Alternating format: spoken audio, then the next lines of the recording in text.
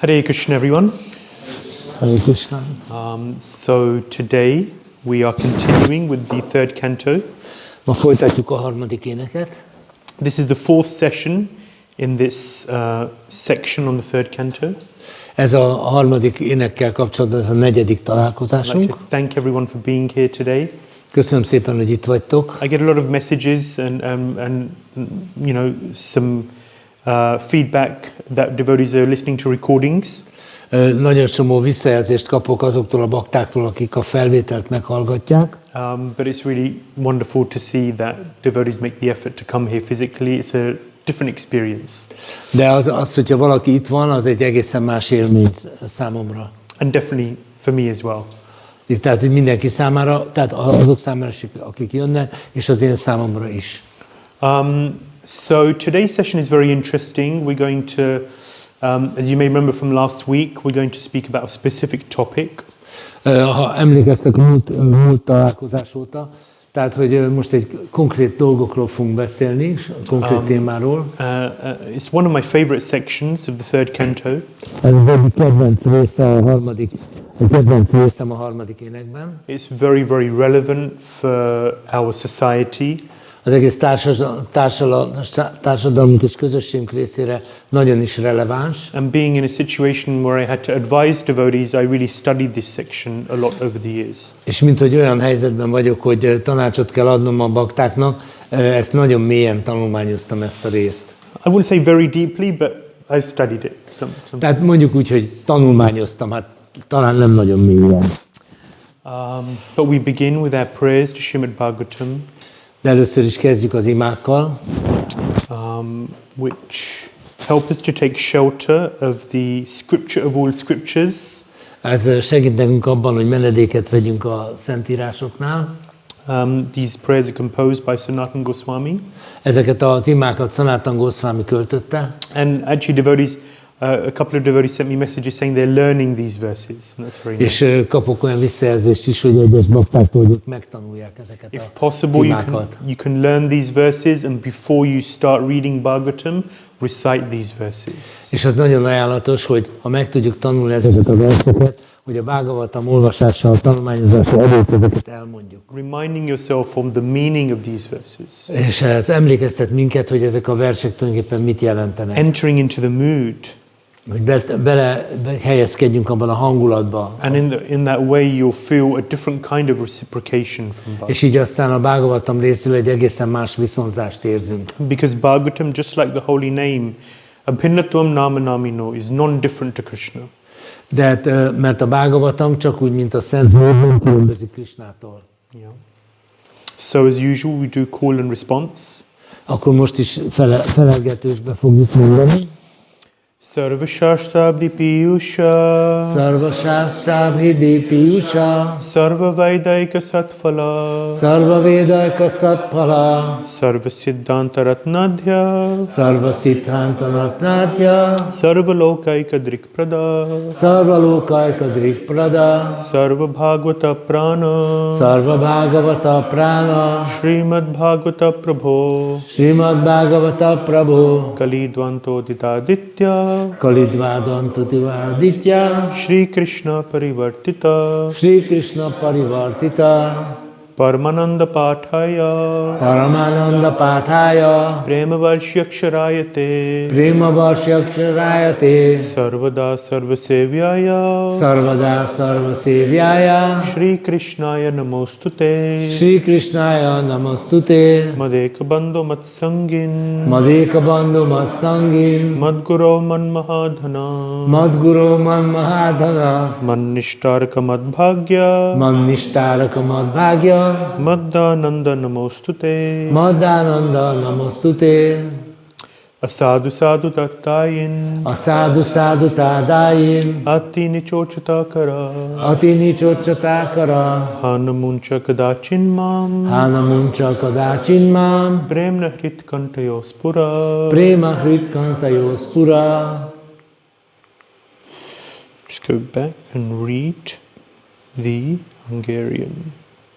És akkor olvassuk a magyart. Ó Śrīmad-Bhāgavatam, ó nektár, amelyet az összes védikus szentírás óceánjából köpültek, Ó, a védáknak kiemelkedő transzcendentális gyümölcse, ó, te, aki minden lelki filozófiai következtetés ékülével rendelkezel, ó, te, aki spirituális látást adsz a világ minden emberének. Ó, Vajsnava bakták életlevegője, ó Uram, te vagy a nap, amely felkelt, hogy elosztassa a Kali Yuga sötétségét, de valójában Krishna vagy, aki visszatért közénk. Ó, Śrīmad-Bhāgavatam, tiszteletteljes fordulatomat ajánlom neked. Olvasásod által az ember transzcendentális boldogságot ér el, mert szótagjaidból a tiszta Isten szeretet esője hullik az olvasóra. Téged mindenkinek mindig szolgálnia kell, mert Krishna inkarnációja vagy. Ó Śrīmad-Bhāgavatam, ó egyetlen barátom, ó egyetlen társam, ó tanítom, ó nagy gazdagságom, ó megmentőm, ó jó szerencsém, ó boldogságom, tiszteletteljes fordulatomat ajánlom neked. Ó Śrīmad-Bhāgavatam, aki szenté teszel a szentségtelenetet, ó a legelsettebbek felszabadítója, kérlek soha ne adj el. Kérlek, nyilvánulj meg szívemben és torkomban, a Krishna iránti tiszta szeretet kíséretében. Granth Śrīmad-Bhāgavatam ki Jai. jai. So, I want to quickly recap what we've discussed in this third canto so far. Szeretném csak röviden elismételni, hogy mit beszéltünk meg a harmadik énekkel kapcsolatban eddig. I didn't really do this last week because we had such a long gap. Ugye ezt múlt héten is megcsináltuk, mert ugye túl nagy kihagyás volt. But we did summarize the main sections of this third canto. De hát ugye az a harmadik éneknek a fő részeit összegeztük. So without looking at the slides, if you have them, És hogyha itt is van a diáitok, itt vannak, ne tessék ránézni. what is the first section of this third canto about? Mi a harmadik ének első részének mi a témája? Who are the three main personalities? Ugye ki a három fő személy? Udava, Yes. Maitreya, Yes. Vidura. Very good. Yes. Nagyon jó. So Vidura is on pilgrimage. He wants to know about the supreme personality of Godhead, his ego. Vidura az arándoklaton van, és szeretne az Istenség legfelsőbb személyiségéről hallani. He's retired from official duties, from family life.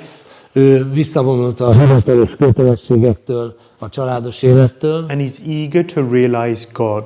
és nagyon szeretné megvalósítani Istent. And even, of course, he was very Krishna conscious before as well. Persze ő már korábban is teljesen Krishna tudatos volt. There's a wonderful story when Krishna he visits Hastinapur. Van egy csodálatos történet, amikor Krishna meglátogatja Hastinapurt, And he's invited for a huge banquet with Duryodhana. és Duryodhana egy hatalmas bankettre hívja meg.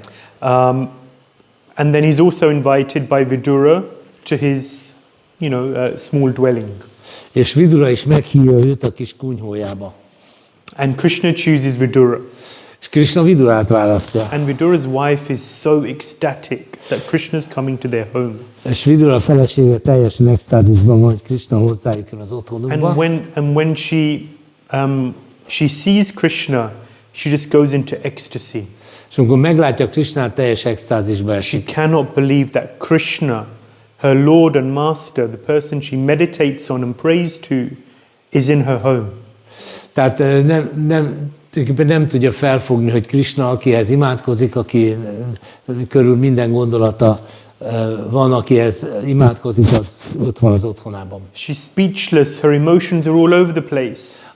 Az érzelmei teljesen uralmat leigázzák, és nem is tud beszélni. She doesn't know what to do with herself.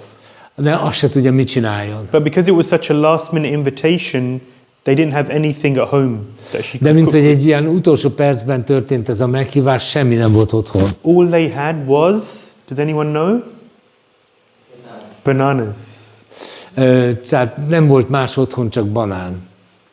So Krishna was sitting there and she's just looking at Krishna and she's peeling the bananas Tehát Krishna ott ül, és ő nézi Krishnát, és csak hámozza a banánokat. And she gives him the skin. És a banánnak a héját adja oda Krishnának. She puts the banana to one side and she's giving Krishna the Félrerakja a banana banánt, és a héját odaadja skin. Krishnának. And she's just absorbed in just looking at Krishna.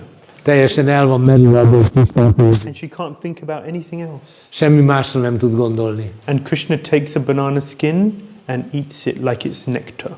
És Krishna pedig fogja a banánhéjat, és megeszi, mint nektár. What is Krishna tasting? Mi az, amit Krishna Has anyone megízlel? ever tried banana skin? No. Valaki megkóstolta már valaki a banánhéját? Yeah, they do make banana skin sabji sometimes. In Néha parts of előfordul, hogy India. szabdzsit csinálnak a You can banánhéjból. make sabji out of anything, really. Tulajdonképpen szabdzsit mindenből lehet Not csinálni. bad, I've tried it. But it's raw banana skin. Nyers banánhéj. What is Krishna tasting? Mi az, amit Krishna The megízlel? love. A szeretet. Love. Yome Szeretet. bhaktya priyachati. Krishna accepts the love.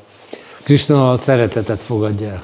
So Vidura and his wife, they were very Krishna conscious. Vidura és felesége nagyon is Krishna tudatosak voltak. Krishna wanted to more deeply, Vidura wanted to more deeply enter into Krishna consciousness. De Vidura még mélyebben szeretett volna elmerülni a Krishna tudatban. And so he visited first Uddhava, Tehát először meglátogatta Uddhavát, and then Uddhava sent him for further instruction to Maitreya. és akkor Uddhava őt további oktatás érdekében Maitreyahoz küldte. And so that is the first 4 chapters of the third canto. Ez a harmadik ének első 4 fejezete. And then the discussion between Maitreya and Uddhava begins. És itt kezdődik Maitreya és Uddhava beszélgetése. Maitreya and Vidura. Vidura, Maitreya és Uddhava beszélgetése. And so the first discussion is all about. The first discussion is all about. Az első beszélgetés miről szól?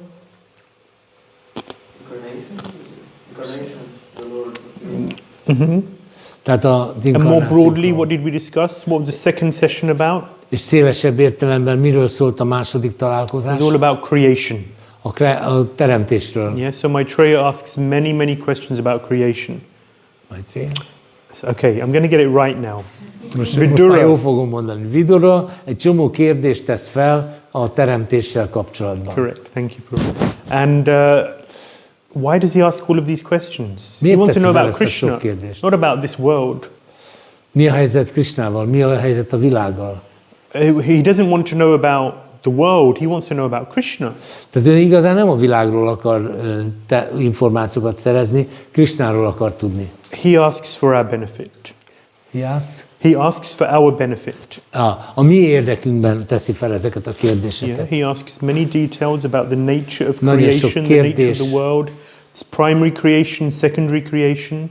Nagyon sok kérdést tesz fel a teremtéssel kapcsolatban, az elsődleges teremtéssel kapcsolatban, a másodlagos teremtéssel kapcsolatban.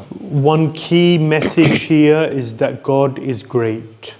Az egyik kulcs üzenete ennek, hogy Isten nagy. And beyond our conception, beyond our imagination. És Isten felett áll a mi megértésünknek, a mi elképzelésünknek. To develop an understanding of the, and to develop an awe and reverence for Hogy ez Krishna. így, tehát ez így, hogy kifejlődjön bennünk a tisztelet és a hódolat. This person, Krishna, he is worshipable. Tehát, hogy ez a személy, Krishna, ő méltó az imádatra. So this section really helps us to understand the nature of this world Ez a rész segít bennünket abban, hogy ennek a világnak a természetét and the megismerjük, necessity for us to take shelter of Krishna. és hogy rávezessen minket arra, hogy vegyünk menedéket Krishnánál.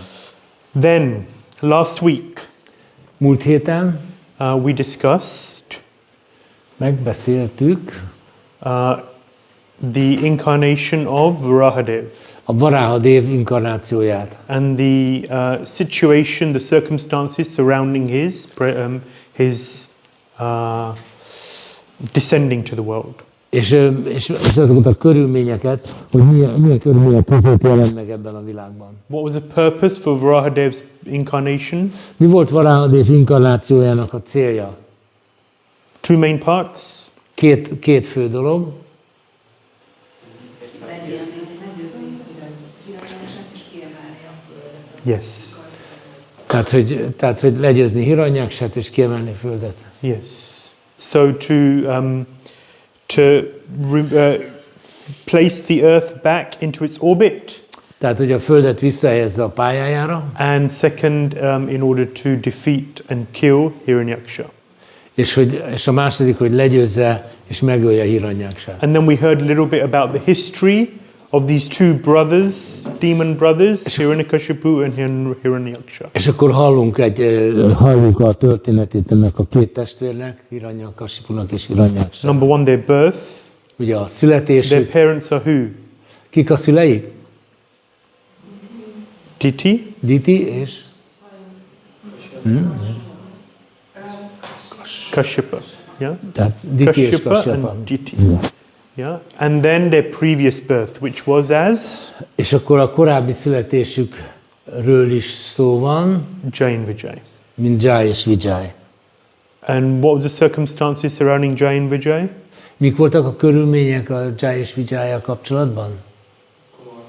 Nem engedte be a mély. They didn't allow the four Kumaras to enter. May I have a question? Please. You said previous birth. It means that Jai and Vijay were, I mean, jivas in material bodies? So, previous birth, I thought they were dwellers of Vaikuntha. so they were dwellers of Vaikuntha. You could say their previous situation. Oh, okay. So not birth. Okay. Not the birth like us. Yeah, correct. Okay. It's not a birth like Bocsánat, ours. csak azért megengedtem magamnak ezt a sértést, hogy belekérdezek, hogy ugye azt mondta, hogy előző születésekor, és akkor ez engem megzavart egy pillanatra, mert azt úgy gondoltam, hogy ők Vajkunta lakók, tehát nem úgy születnek, vagy mint mi. És akkor ez így helybe lett hagyva. Yes, Okay. thank you. Bocsánat. Sorry. No, not all. So Jai and Vijay, they were cursed by the four Kumaras, and they chose, rather than 7 lives as demigods, as devotees, they would have 3 lives as demons. És akkor tehát meg lettek átkozva, és ők választhattak, hogy 7 születést vállalnak, mint bakták, vagy pedig 3 születést, mint démonok, és ezt az utóbbit választották. And those last chapters, 17, 18, 19, they describe the fight between Hiranyaksha and Varahadev. És a 17, 18, 19 fejezet pedig leírja a harcot Hiranyaksha és Varahadev között. Okay. So we move on today to chapters 20 to 24. Most a 20-tól 24. fejezetig fogjuk tárgyalni. And it's very good because I see that most of you have a book. Yes. So that's something that we will be using today. És jó, hogy mindenkinél, vagy látom, hogy itt van a könyv, úgyhogy ezt meg fogjuk használni. So there are some very important points which are being made here in this section. Ebben a részben néhány nagyon fontos pont lesz. So when I was at Bhaktivedanta Manor, we did a course called Bhakti Life. A Bhaktivedanta Manorban, amikor ott voltam, csináltunk egy olyan kurzust, hogy a bakta élet. Bhakti Life. Bhakti life. Yeah. Tehát az odaadó élet. Yeah. How to live in a Krishna conscious way in this world. Hogyan éljünk ebben a világban Krishna tudatosan? Because 99% of our society lives in the outside world, your own house, you go have a family, you have a job, and so many things that you have to do. A közösségnek a 90 tagjainak a 99%-a, ők kint él, van lakásuk, családjuk, munkájuk, tehát hogy hogyan éljenek. And I'm sure many of you have thought, what a privileged life these monks have, they're living in the temple. És biztos vagyok benne, hogy többen azt gondoljátok, hogy akik a templomban laknak, azoknak micsoda kivételezett életük van. Yeah, but then how does someone who's living outside of the temple, how do they live and progress in Krishna consciousness alongside having so many other responsibilities? Na, hogy lehet azt a mutatványt elérni, hogy kint élünk, mindenféle felelősségeink vannak, és mégis hogyan tudunk haladni a Krishna tudatban? How do we live a Krishna conscious lifestyle in the outside world? Tehát a külső világban, külvilágban hogyan kell Krishna tudatos életet élni? Jesus said we have to be in the world, but not of the world. 20?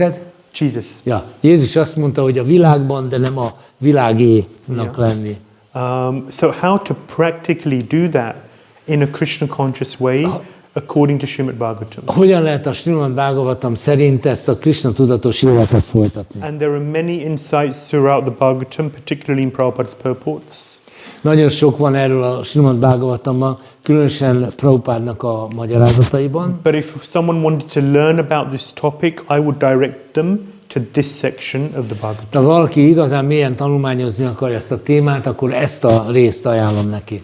There is purport after purport which gives very deep insight into these topics. És egyik magyarázat a másik után nagyon-nagyon mély betekintést ad ebbe a témába. And it really gives the gold standard of Grihastha life. És tulajdonképpen megszabja a grihaszta életnek az aranyszabályait. And so that's why we've got the books, because I want to enter into that topic a little today. Most azért kértem, hogy hozzatok könyvet, hogy egy kicsit elmélyedjünk ebben a témában. So we continue with Canto 3. So this section is all about expanding the living entities in the world. Ugye ez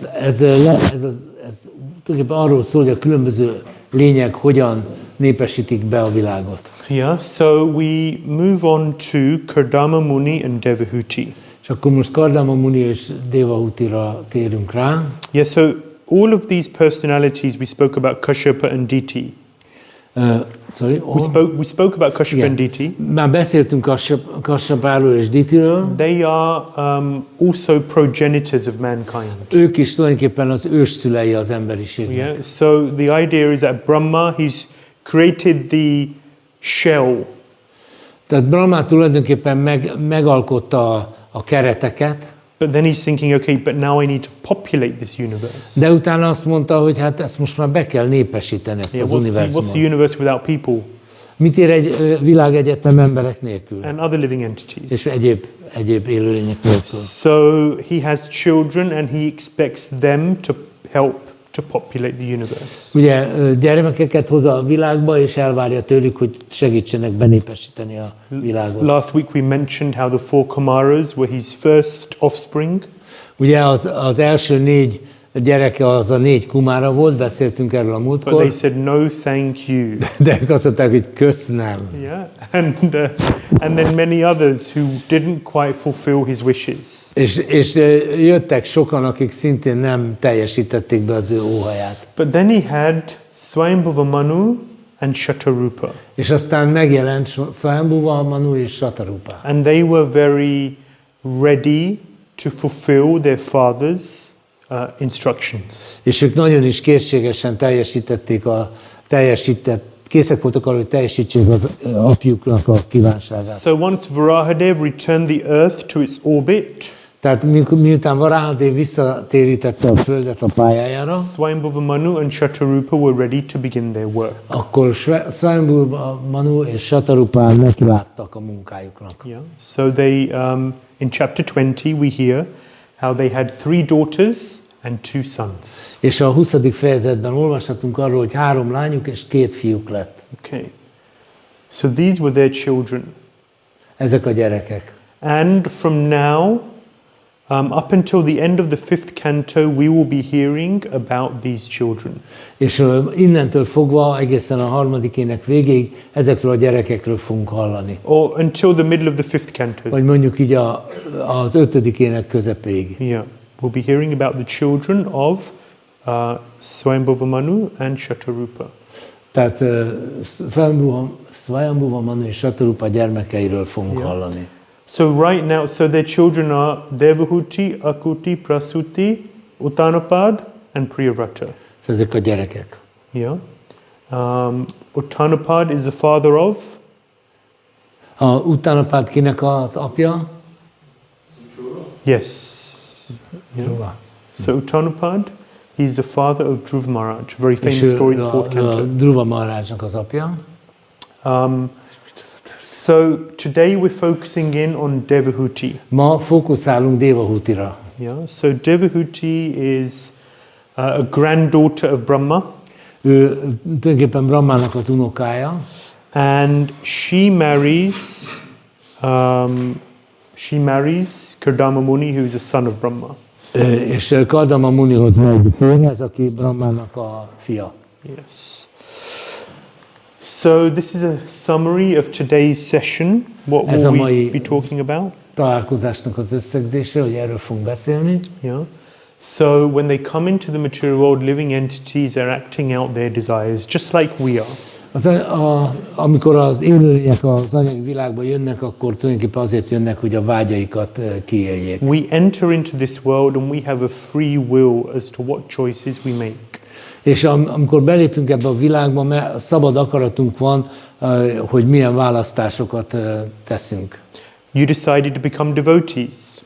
Úgy döntöttetek, hogy bakták lesztek. Yeah, that was a choice. No one forced you. No one held a gun to your head and said you have to become De hát ez egy devotee. szabad választás volt, senki nem tartott egy pisztolyt a fejedhez, hogy legyél bakta. So everyone has a choice of how to live their lives. Mindenkinek van választása abban, hogy hogyan élje az életét.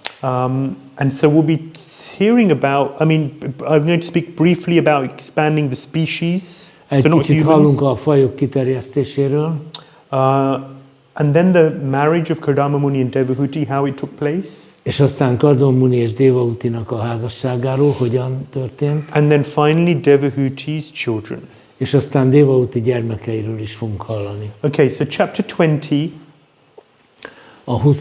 fejezet speaks of the Ezekről living beszél. entities. Az élőlényekről beszél. Does anyone remember this chart?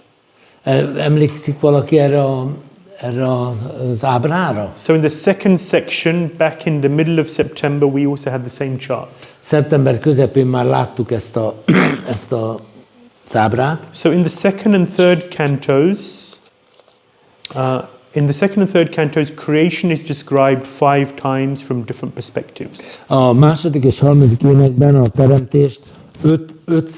teremtés ötször kerül szóba különböző szempontokból. So 5 times we hear about the nature and the process of creation.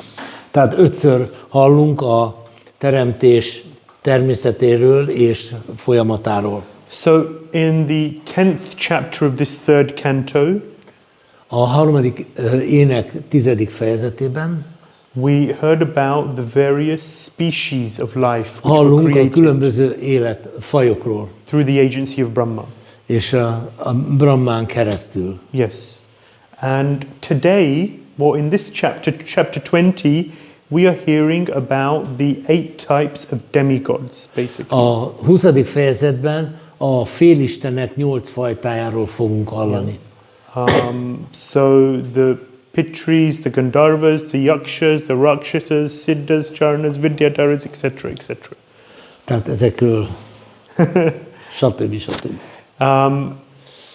It doesn't go into much detail, Nem megy nagyon a részletekbe, but it just explains that from Brahma come all of these entities. hanem csak megjegyzi, hogy Brahmától jön mindez a fajta lény. It explains, for example, that the demons, they come from the back side of Brahma.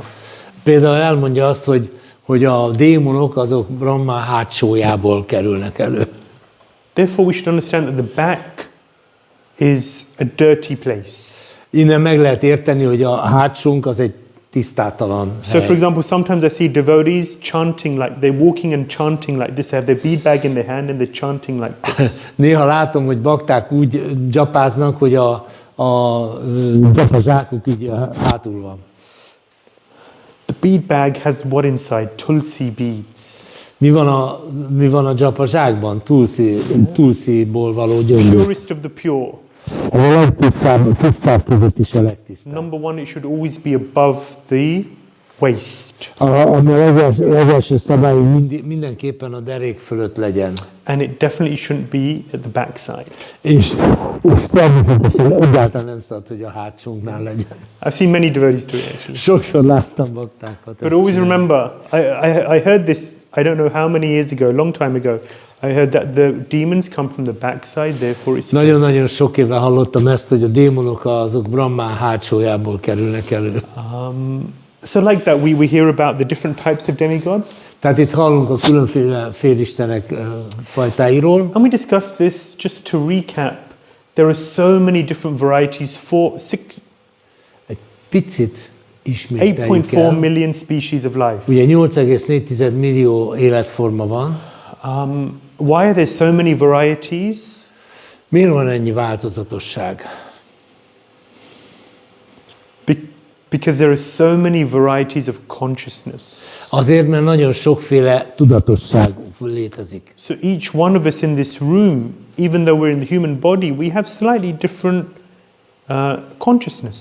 Ugye, akik itt vagyunk ebben a szobában, mi valamennyien emberi testben vagyunk, mégis a tudatosságunk között vannak kis ennyi differenciák. So consciousness is very fine, refined. There are differences. Tehát a tudatosságban van ilyen nagyon kis finom, kis nüanszok vannak. And we receive a body, a situation according primarily to our consciousness. És lényegében a tudatunk határozza meg, hogy milyen testet fogunk kapni. So that we can live out the desires that we have in És our mindez hearts. azért, hogy kiélhessük a vágyainkat. So Krishna says in the Bhagavad Gita in the 8th chapter, Yam yam vapi smaram bhavam tyajan tayanta kalevaram. According to whatever we think of, what is our consciousness at the point of death, that body we receive.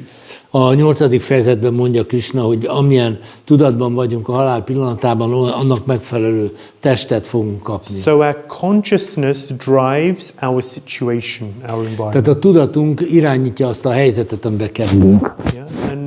And all of this, so all of these situations, all of these different species of life, fulfilling the desires of the various living entities. Mindez a sok-sokféle testforma annak megfelelően alakul, hogy kinek milyen vágyai vannak. And giving them a situation where they can learn and grow and evolve. És mindenkinek olyan helyzetet ad, amiben tanulhat, amiben fejlődhet. So our version of evolution is that the soul goes from one species of life to another, up the chain, eventually up to the human form of life. Tehát a mi evolúció felfogásunk az, hogy a lélek különböző életformákból halad egyre fölfelé, amíg el nem éri az emberi életformát. But this is all the way from the aquatics to plants, all the way up to the human form of life. Ez a kezdve a vízi lényektől, a növényeken keresztül végig az összes testformán. This is the evolution of the soul. De ez a léleknek az evolúciója. The evolution of consciousness. A tudatnak az Which is evolúciója. taking place. And ultimately the human form of life is fundamental because it allows one to question why. És az emberi életforma azért rendkívül fontos, mert ebben az életformában tudjuk feltenni a kérdést, hogy miért? Who am I? What am I doing here? What is the purpose of life? Ki vagyok én? Mit keresek itt? Mi az élet célja? Tato Brahma Jigyasa. Jigyasa, the desire to know, to question. Jigyasa, hogy az a vágy, hogy tudjunk, hogy feltegyük a kérdéseket. And that is a desire that we should never give up. És ez egy olyan vágy, amit soha nem szabad feladni. That is a fire which we should always stoke, increase. Ez egy olyan tűz, amit mindig táplálnunk kell. Yeah? To understand Krishna deeper and deeper. Hogy egyre mélyebben megismerjük, megértsük Krishnát. Anvayad vatirekyabhyam yatsyat sarvatra sarvada. So one of the seed verses of the Bhagavatam in the second canto, 9th chapter.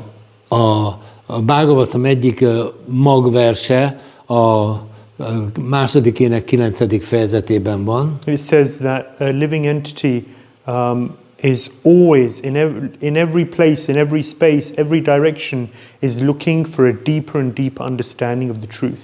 The sincere soul. Ezt azt mondja, hogy az élőlény mindenféle helyzetben, mindenféle irányból arra törekszik, hogy az igazságot egyre mélyebben megismerje. So when we look at all of these species of life, we should think and understand that I've been through all of these countless times.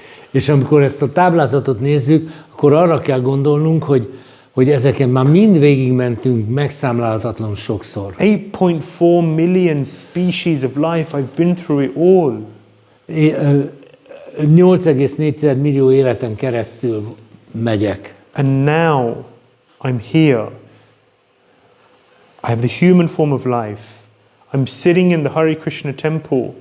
I'm right on the doorstep of Godhead. Not Godhood, Godhead.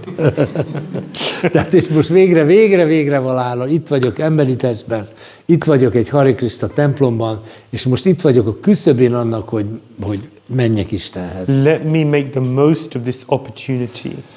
Ha próbáljuk meg a maximumot kimaxolni ezt a Let lehetőséget. me really understand Krishna. Hadd értsem meg valójában Isten. One of Parikshit Maharaj's names. Parikshit, his name, that name. Az a neve, Parikshit Maharajnak a neve, What does it mean? What does Parikshit mean? Mit jelent, hogy Parikshit? Felső.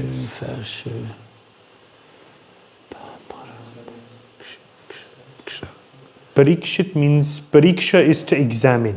Pariksha azt jelenti, hogy megvizsgálni. Yeah? So Parikshit means the examiner. Parikshit azt jelenti, hogy a vizsgáló. He's constantly examining everyone. Ő folyamatosan mindenkit megvizsgál. What is he examining them for? Hogy miért vizsgálja meg őket? When he was in the womb of his mother, Amikor az anyukája méhében volt, Ashwatthama fired the Brahmastra at his mother. Asvattáma rálőtte a brahmasztrát az anyukájára. Who came to save him? Ki jött, hogy megmentse? Yeah, Krishna, Vishnu. Krishna. Yeah? Vishnu. And therefore he's called Vishnu Rata, one who's protected by Vishnu. Tehát őt úgy hívják ezért, hogy Vishnu Rata, akit megvéd Vishnu. And when he came out of the womb, he was looking around, where is that Vishnu, where is that Krishna who protected me in my mother's womb?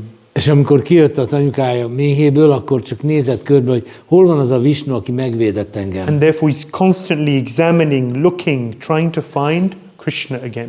Tehát ő ezért ettől fogva folyamatosan azzal foglalkozik, hogy megkeresse Krishnát. That's the goal of his life. Ez az ő életének a célja. That must be the goal of our lives. És az mi életünknek is ez kell, hogy legyen He's a got célja. 7 days left to live. Neki 7 napja volt még az életéből hátra. Okay, I need to intensify my search for Krishna. Akkor rá kell kapcsolnunk a Krishna keresésében. Tehát 7 days, okay, sages, we don't have long. Tehát ugye 7 nap van, nincs hosszú idő. Give me everything I need to know to go back to Krishna Most now. tessék, add meg nekem mindazt, amire szükségem van ahhoz, hogy most visszamenjek Krishnához. So just some reflections when we see all of these details and you're reading through. Tehát ezen mindig érdemes elgondolkoznunk, amikor ezeken Why do I need to know all of these details? Miért kell nekem mindezt a sok részletet Why is ismerni? Maitreya asking, why can't we fast forward? Well, why is Vidura asking all of this and Maitreya answering? Why don't we just fast forward through all of Miért this? kérdezősködik Vidura? Miért nem tekernek előre? Tehát miért válaszol Maitreya mindezekre ilyen részletekkel? This is there to remind us, hey, you've been through all of this, don't waste your time again. Tehát ugye ez azért van, hogy mi megértsük, hogy figyelj, ezen már mind végigmentél, ne pazarold az idődet. Just think about what it means to be in a plant's body or a Csak gondolj arra, fish. hogy milyen lehet egy növény testben lenni, vagy egy hal testben lenni. And then what, to be a hog or a dog is better? Persze egy disznótestben vagy kutyatestben lenni, az jobb, de hát We've been through all of these ezt már mind situations. megéltük. Már ezeket a helyzeteket már mind megéltük. And in each situation, somehow, we're happy. És minden helyzetben valahogyan mégis boldogok vagyunk. Indra is cursed to come to the Earth planet. Igen, Indrát megátkozták, hogy a Földön kelljen megszületnie, In the body of a hog. disznótestben. And that's a curse, terrible curse. Ez egy borzasztó átok, ugye? But then he's in his hog's body and he starts eating stool. Ugye ott van a disznótestében, eszi az ürüléket. And he becomes the king of heaven as a hog eating stool. Ugye a Imagine. mennyek királya most meg itt van, és eszi az ürüléket. And then they say, okay, curse over, finished. You know, you've done your time. Jön a Time to go back hírnök, up. jó, oké, letelt a büntetésed, mehetsz vissza. He says, no thanks, I'm quite happy here. Azt mondja, nem, én nagyon köszönöm szépen, én nagyon jól érzem itt magam. Because it's just, that's the nature of the illusory energy. Ez az illúziós energia ereje. It's so bewildering. annyira megzavarja az You're ember. the king of heaven, but you don't want to go back up. You want to stay as a hog. Te tulajdonképpen a mennyek királya vagy, de mégis ott akarsz maradni, mint disznó. Do not make the same mistake again. Ne csináljátok még ezt a hibát újra meg. So that's chapter 20. Ez a 20. fejezet. Yeah. Now, Kardama Muni. Most Kardama Muni, Kardama Muni is a son of Lord Brahma, az Úr Brahma fia, and therefore he's also given the task to procreate. tehát neki is az a feladata, hogy szaporodást elősegítse. So in chapter 21, we hear about Kardama Muni's response to that order. A 21. fejezetben arról olvashatunk, hogy hogyan reagál erre a feladatra, erre a parancsra. Brahma's very pleased with him because he says, Brahma nagyon yes, elégedett vele. I will fulfill your order, my father. Mert hogy a fia azt mondja, oké, apám, követem a parancsodat. But then the first thing Kardama Muni does is he goes to meditate. De az első dolog, amit Kardama Muni csinál, az, hogy meditál. He looks to become qualified to fulfill the order. Ő szeretne képesítetté válni, hogy ezt a parancsot teljesítse. And he doesn't go for a quick 10-minute meditation És nem egy ilyen 10 perces gyors meditációt csinál, and then get on with, és sort of akkor gyerünk, the real business. térjünk a lényegre. He goes to meditate for 10,000 years. Ő meditál mégpedig 10,000 évig. Of course, this is Satya Yuga. Ugye Satya Yugában vagyunk. How long is Satya Yuga? No, how long do people live for in Satya Yuga? Milyen hosszú ideig élnek az emberek a Satya Yugában? 100,000 év. Yeah, 100,000 years. Yeah. 100,000 évig. So 10,000 years is a tenth of the lifespan. Tehát tulajdonképpen 10,000 év az 1/10 az életének. Yeah. So our kind of equivalent is 10 years of meditation. A mi életünknek megfelelő, ez mondjuk 10 év lenne. And it's not, when Bhaktisiddhanta Saraswati Thakur wanted to start his preaching mission, Ugye, amikor Bhaktisiddhanta Saraswati Thakur el akarta kezdeni a prédikációs misszióját, and this is a Nitya Siddha from the spiritual world, és ő egy Nitya Siddha a lelki világból, he went to meditate, he went to chant. Tehát ő elkezdett meditálni, tehát énekelni 1 billion names of the Lord. az Úr 1 milliárd nevét. It took him almost 10 years, 8 years and 3 months or something. Körülbelül 8 év, 3 hónapig tartott He was neki. chanting 192 rounds every day Minden nap 192 kör japázott. for 8.5 years. 8 és fél évig. And this is 100 years ago. És ez persze 100 évvel ezelőtt volt. So, and this was his vrata, to Ez chant. volt a, Why? To become empowered. ez volt a fogadalma. Miért? Why? To become empowered for the mission. Miért? Azért, hogy megkapja a felhatalmazást a missziójára. Kardama Muni's thing was, okay, well, I want to become qualified for this service. Kardama Muni úgy gondolkozott, hát nekem szükségem van arra, hogy képesített legyek erre a szolgálatra. Procreation is a service. A gyermekek nemzése az egy szolgálat.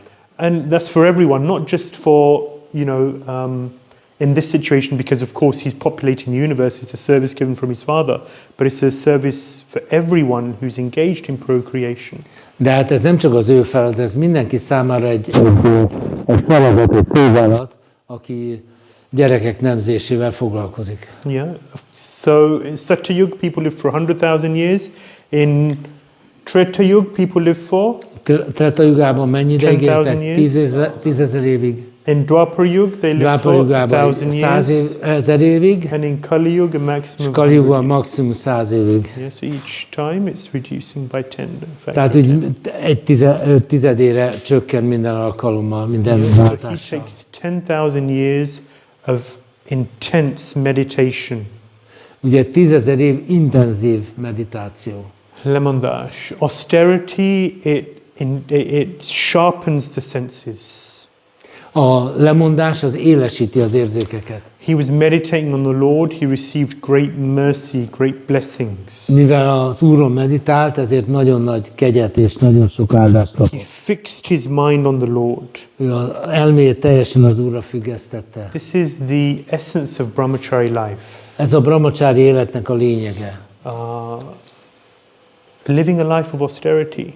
Lemondott életet A élni. good brahmachari will embrace and relish austerity. Egy jó brahmacsári az magáévá teszi a lemondást, és jól érzi magát benne. And through those austerities, he will receive great empowerment. És az ilyen lemondások révén komoly felhatalmazásokat kap. He will develop in character Egy jó jellemet fejleszt ki, and in spiritual life, és a lelkéletbe. which he will then take on into grihastha life. Sorry? And those qualities, Ja, és ezeket a tulajdonságokat, amiket megszerzett, magával viszi a grihaszta életbe. yeah. And so this is what Kardama Muni did. He's on the banks of Bindu Sarovar.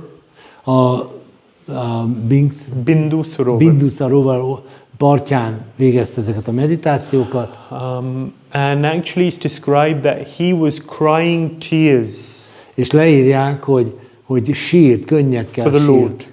Az Úrért könnyezett. And each tear he was crying, the Lord was crying 60 tears. És minden egyes könnyért az Úr 60 könnyet ejtett. And from all of this crying, Bindu Sarovar was created, all of the És ez water. az ő könnyeiből jött létre a Bindusarovar. This was the bond of love between Kardama Muni and the Lord. És ez tulajdonképpen a kapocs, Kardama Muni, szeretett kapocs Kardama Muni és az Úr között. Yeah, so you can go to Bindu Sarovar today also, it's there. Ott van a Bindusarovar, oda lehet menni. So he was doing his meditation, he was fully absorbed, of course. Tehát csinálta a meditációját, teljesen el volt merülve benne, But in the back of his mind was, yes, I have service to do. de ott valahol ott volt a elméjében, hogy igen, nekem egy szolgálatot kell végezni. At some point he has to enter into family life. Egy bizonyos ponton neki muszáj lesz a családi életbe belépni, And engage in procreation. és akkor foglalkozni a gyereknemzéssel. You know, it's not easy to follow the order of a senior. Nem könnyű egy feljebb valónak a parancsait követni. In one sense, Kardama Muni would have loved to have continued with his meditation. Tulajdonképpen bizonyos értelemben Kardama Muni nagyon szívesen folytatta volna a meditációját. But his father, his senior, his teacher wanted him to engage in this service. De az apja, a feljebb valója, a tanára azt akarta, hogy ezzel a szolgálattal foglalkozzon. But and so receiving instructions from seniors is not an easy thing. Ha egy feljebb valónktól kapunk utasítást, az nem egy könnyű dolog. But Kardama Muni had that faith, De Kardama Muninak volt erre hite, he had the chastity, erényes volt, and he took that order very seriously. és ezt a parancsot nagyon komolyan vette. And through that, great mercy and blessings came to Kardama. És ezen révén nagyon sok áldást kapott. It's easier to say, well, I follow Krishna, I follow the Lord, I follow the scriptures. Olyan könnyűen mondani, hogy én követem Krishnát, követem az Urat, követem a szentírásokat, But when a person comes to you and says, do this, de amikor jön valaki, egy személy, és azt mondja, hogy tessék ezt csinálni, then suddenly it gets more difficult for the mind to akkor ez az accept. elmének azért nem annyira könnyű. Because it's much more specific. Mert ez már konkrét. With the instructions of the scriptures, they're broad and they're vast, and we may tend to pick what we like. Ugye a szentírásoknak a utasításai, azok nagyon széleskörűek, nagyon nagy mennyiségűek, és akkor ezekből úgy csemegezünk. But when a person is there, either a guru, or a diksha guru or a shiksha guru, when a person is there and saying specifically, do this, then it can be more difficult for us to accept, imbibe that order and carry Jön it egy out. feljebb valónk, egy guru, egy siksa guru, egy diksa guru, és azt mondja, hogy konkrétan azt csináld, azért az már nem olyan könnyű. But it's a secret to success in De spiritual ez a sikertitka. so much auspiciousness, mercy and empowerment comes from this. És ebből nagyon sok kedvezőség, nagyon sok felhatalmazás, nagyon sok erő jön. So through Kardama Muni's deep meditation, the Lord appears. Kardama Muni mély meditációnak eredményeképpen megjelenik az Úr. Neki. And they have a wonderful heartfelt exchange. És egy nagyon-nagyon bensőséges beszélgetés alakul ki. Kardama Muni glorifies the Lord. Kardama Muni dicsőíti az Urat. Garuda, so the Lord comes sitting on the shoulders or standing on the shoulders of Garuda. Tehát az Úr Garudának a vállain állva jelenik meg. When Garuda flaps his wings, the hymns of the Samveda are heard. Amikor a Garuda mozgatja a szárnyait, akkor a Számavéda himnuszai hangzanak. Yeah. So Kardama Muni glorifies the Lord to his heart's content. Kardama Muni a szíve örömére dicsőíti az Urat. And he says És azt mondja, that I would like a wife of like disposition. én szeretnék egy olyan feleséget, aki hasonló beállítottságú. So the Lord is right there in front of you. Itt van az Úr előtted, He's come right there. pont ott van. He's so pleased with you. Nagyon elégedett veled. And Kardama Muni asks for a wife of like disposition. És akkor Kardama Muni kér egy feleséget, aki hasonló beállítottságú. So I spent a long time over the years just trying to understand why did he ask for this? Hosszú évek során sokat gondolkoztam ezen, hogy miért ezt You kéri. can ask for so many things, Annyi mindent lehetne kérni, but he asks for this. de ezt kéri. And the best answer that I've got to this question És erre a kérdésre a legjobb válasz, amit találtam, a következő. is that Kardama Muni was determined to perform his prescribed duty, his Az, hogy service. Kardama Muni az el volt számba, hogy az előírt kötelességeit teljesítse. And therefore he asks for a wife of like disposition. És ezért kért egy olyan feleséget, aki hasonló beállítottságú. So it is commentated by Srila Prabhupada and other acharyas that he is not a pure devotee. Srila Prabhupád és más ácsárják kommentárjaiból tudjuk, hogy ő nem egy tiszta bakta, There is still some material desire there. neki még mindig vannak valamennyi anyagi vágyai, But still he has a very deep love and relationship with God. mégis egy nagyon mély szeretete van, és egy nagyon mély kapcsolata van az Úrral. So the Lord responds to Kardama Muni Az Úr válaszol Kardama Muninak, and says, I know what's in your heart, Kardama Muni. I know és you azt want mondja, a hogy wife. Kardama, tudom, mi van a szívedben. No problem. Nem probléma. Everything will be arranged. Minden el lesz rendezve. Just wait a few days and you'll see everything being arranged. Már csak egy pár napot, és meglátod, minden el lesz rendezve. Yeah. So in a few days, lo and behold, things began to happen. És láss csodát, pár nap elmúltával mi történt. Kardama Muni is sitting there, he's doing his meditation. Kardama Muni ott ül és csinálja a He's meditációját, absorbed in the Lord. teljesen elmerül az Úrban, And then he sees some visitors have come to see és him. látja, hogy jönnek vendégek, Yeah. Who are látogatók. these visitors? Kik ezek a látogatók? Can anyone guess who these are? The three personalities here? Megpróbált kitalálni? There's a Prabhu there. Ez egy Prabhu itten, bocsi.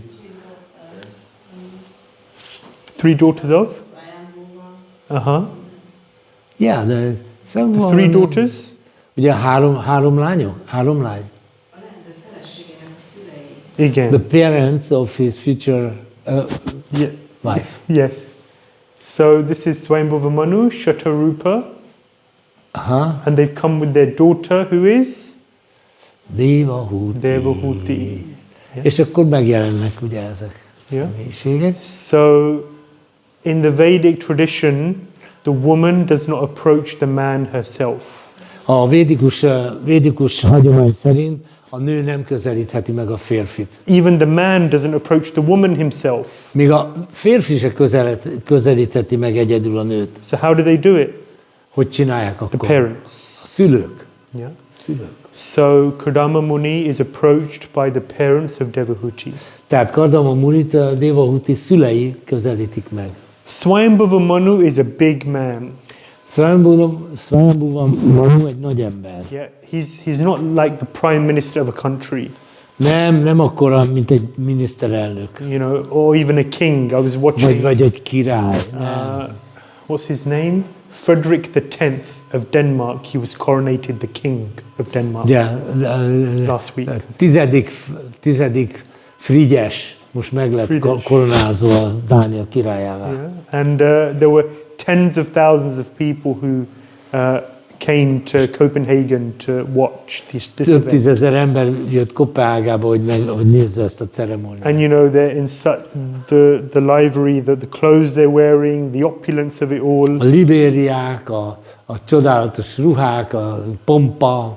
In the UK, the official picture of King Charles was Ugye published.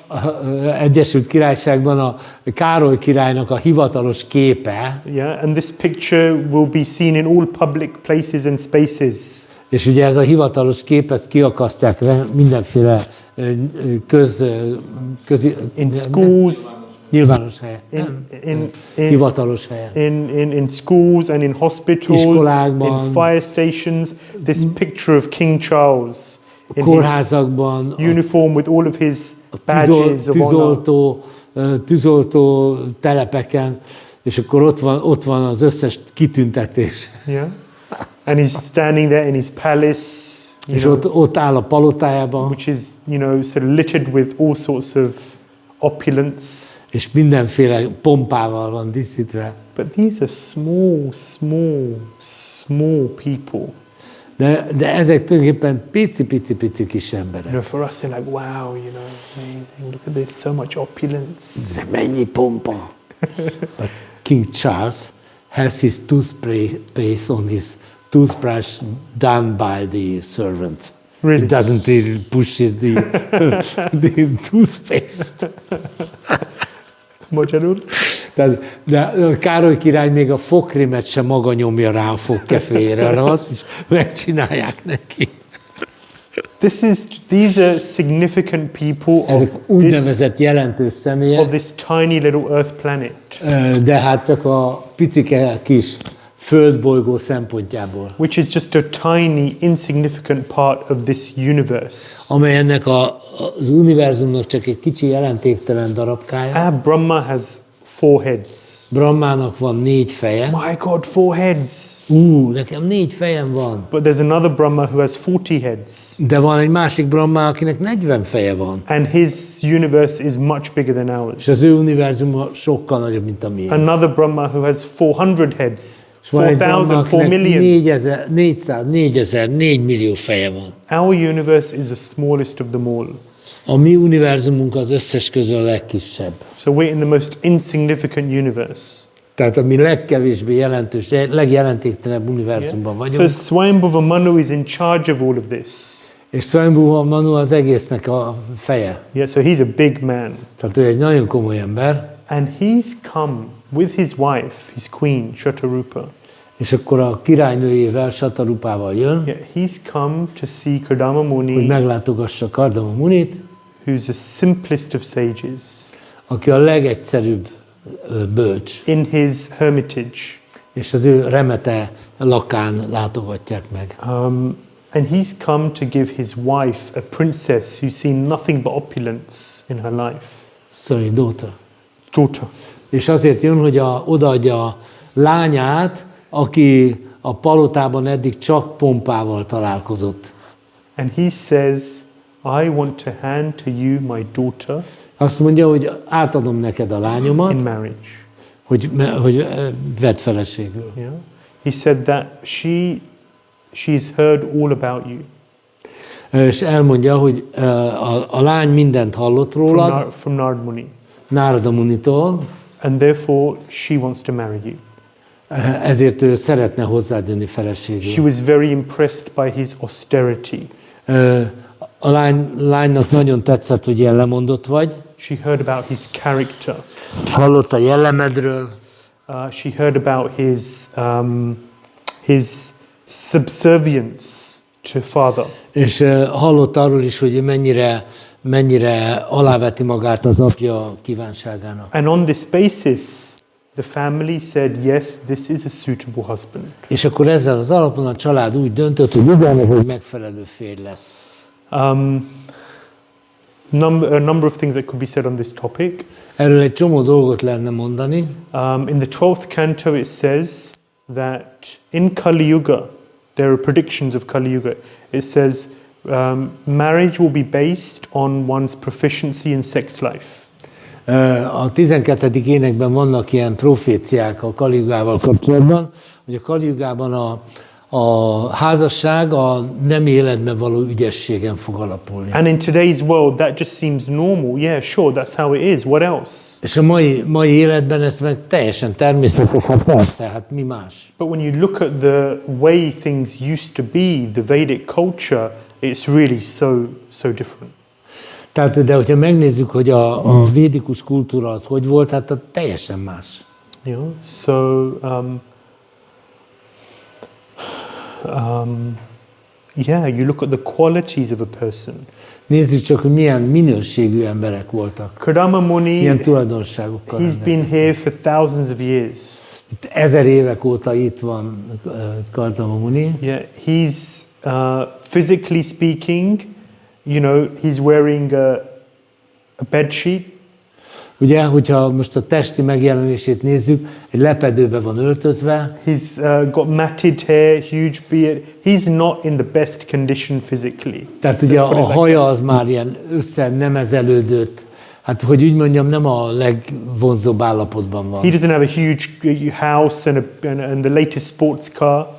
Nincsen egy hatalmas háza, nincsen a legmodernebb sportkocsia. All the bling bling, you know, gold, you know.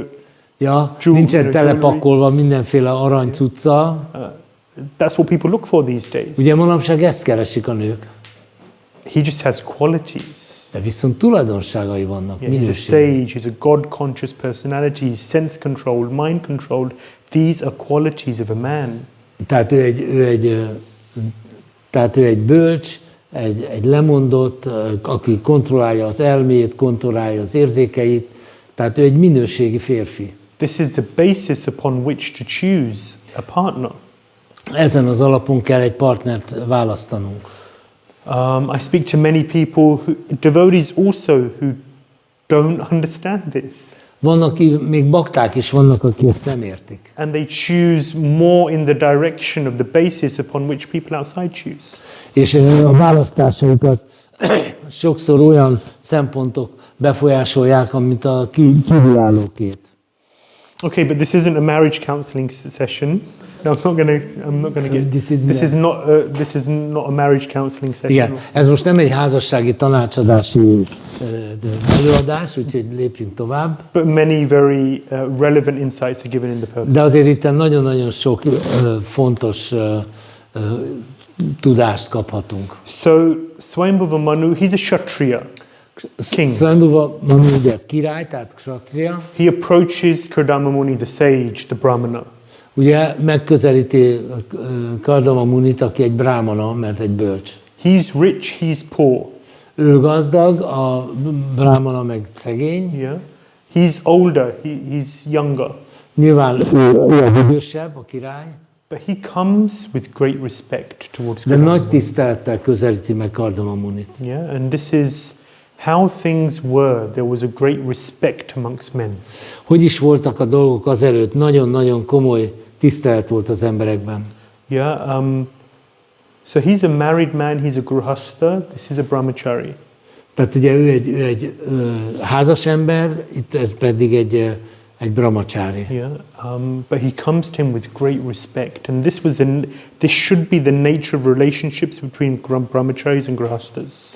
There's a great Ugye, és mégis respect. nagy tisztelettel közelít, és ez lenne a helyes, hogyha ilyen lenne a hangulat. The grihastha sees what austerity the brahmacharis are performing.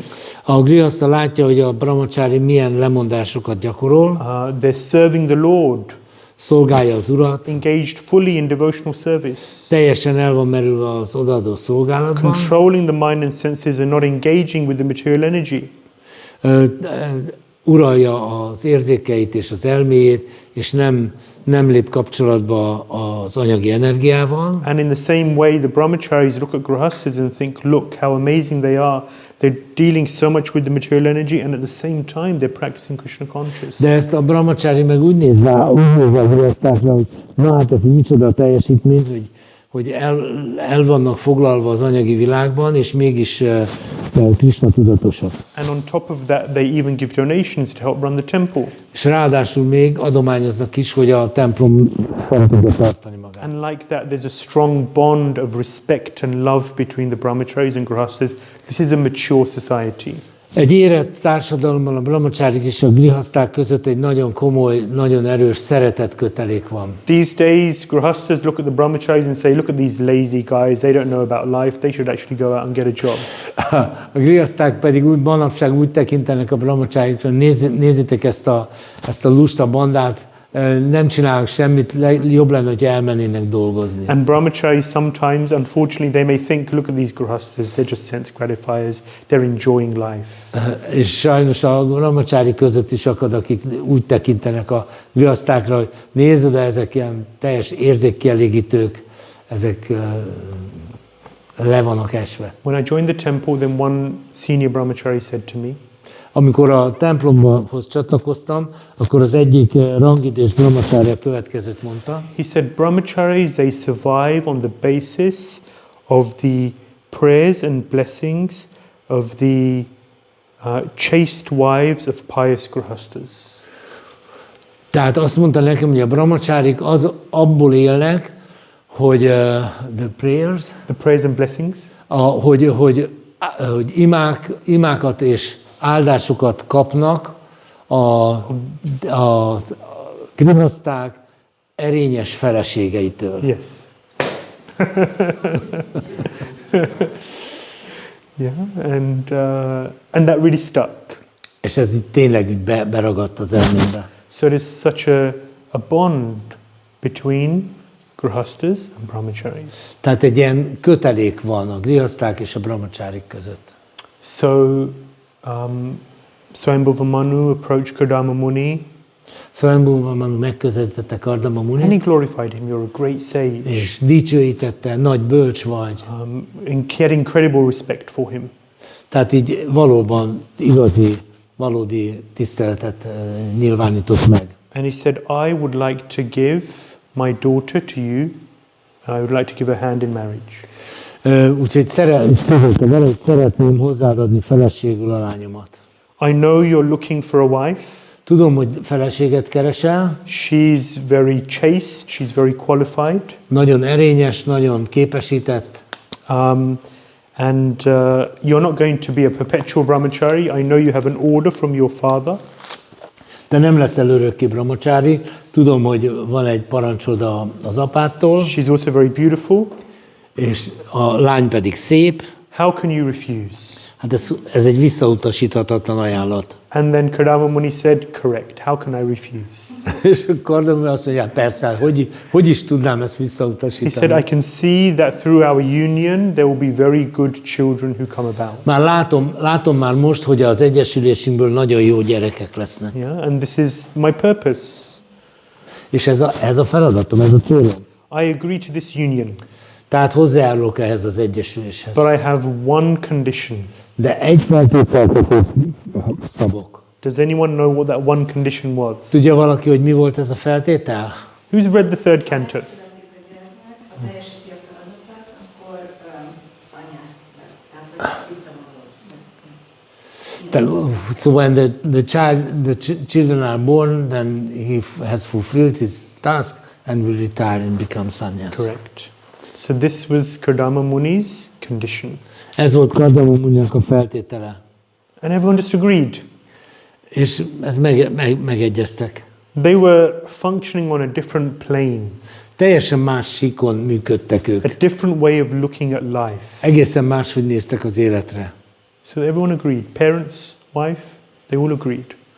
A szülők, a feleség mind beleegyezett. Because ultimately Kardama Muni had perfection Végső soron Kardama Muni tökéletes volt. as his ultimate goal of life.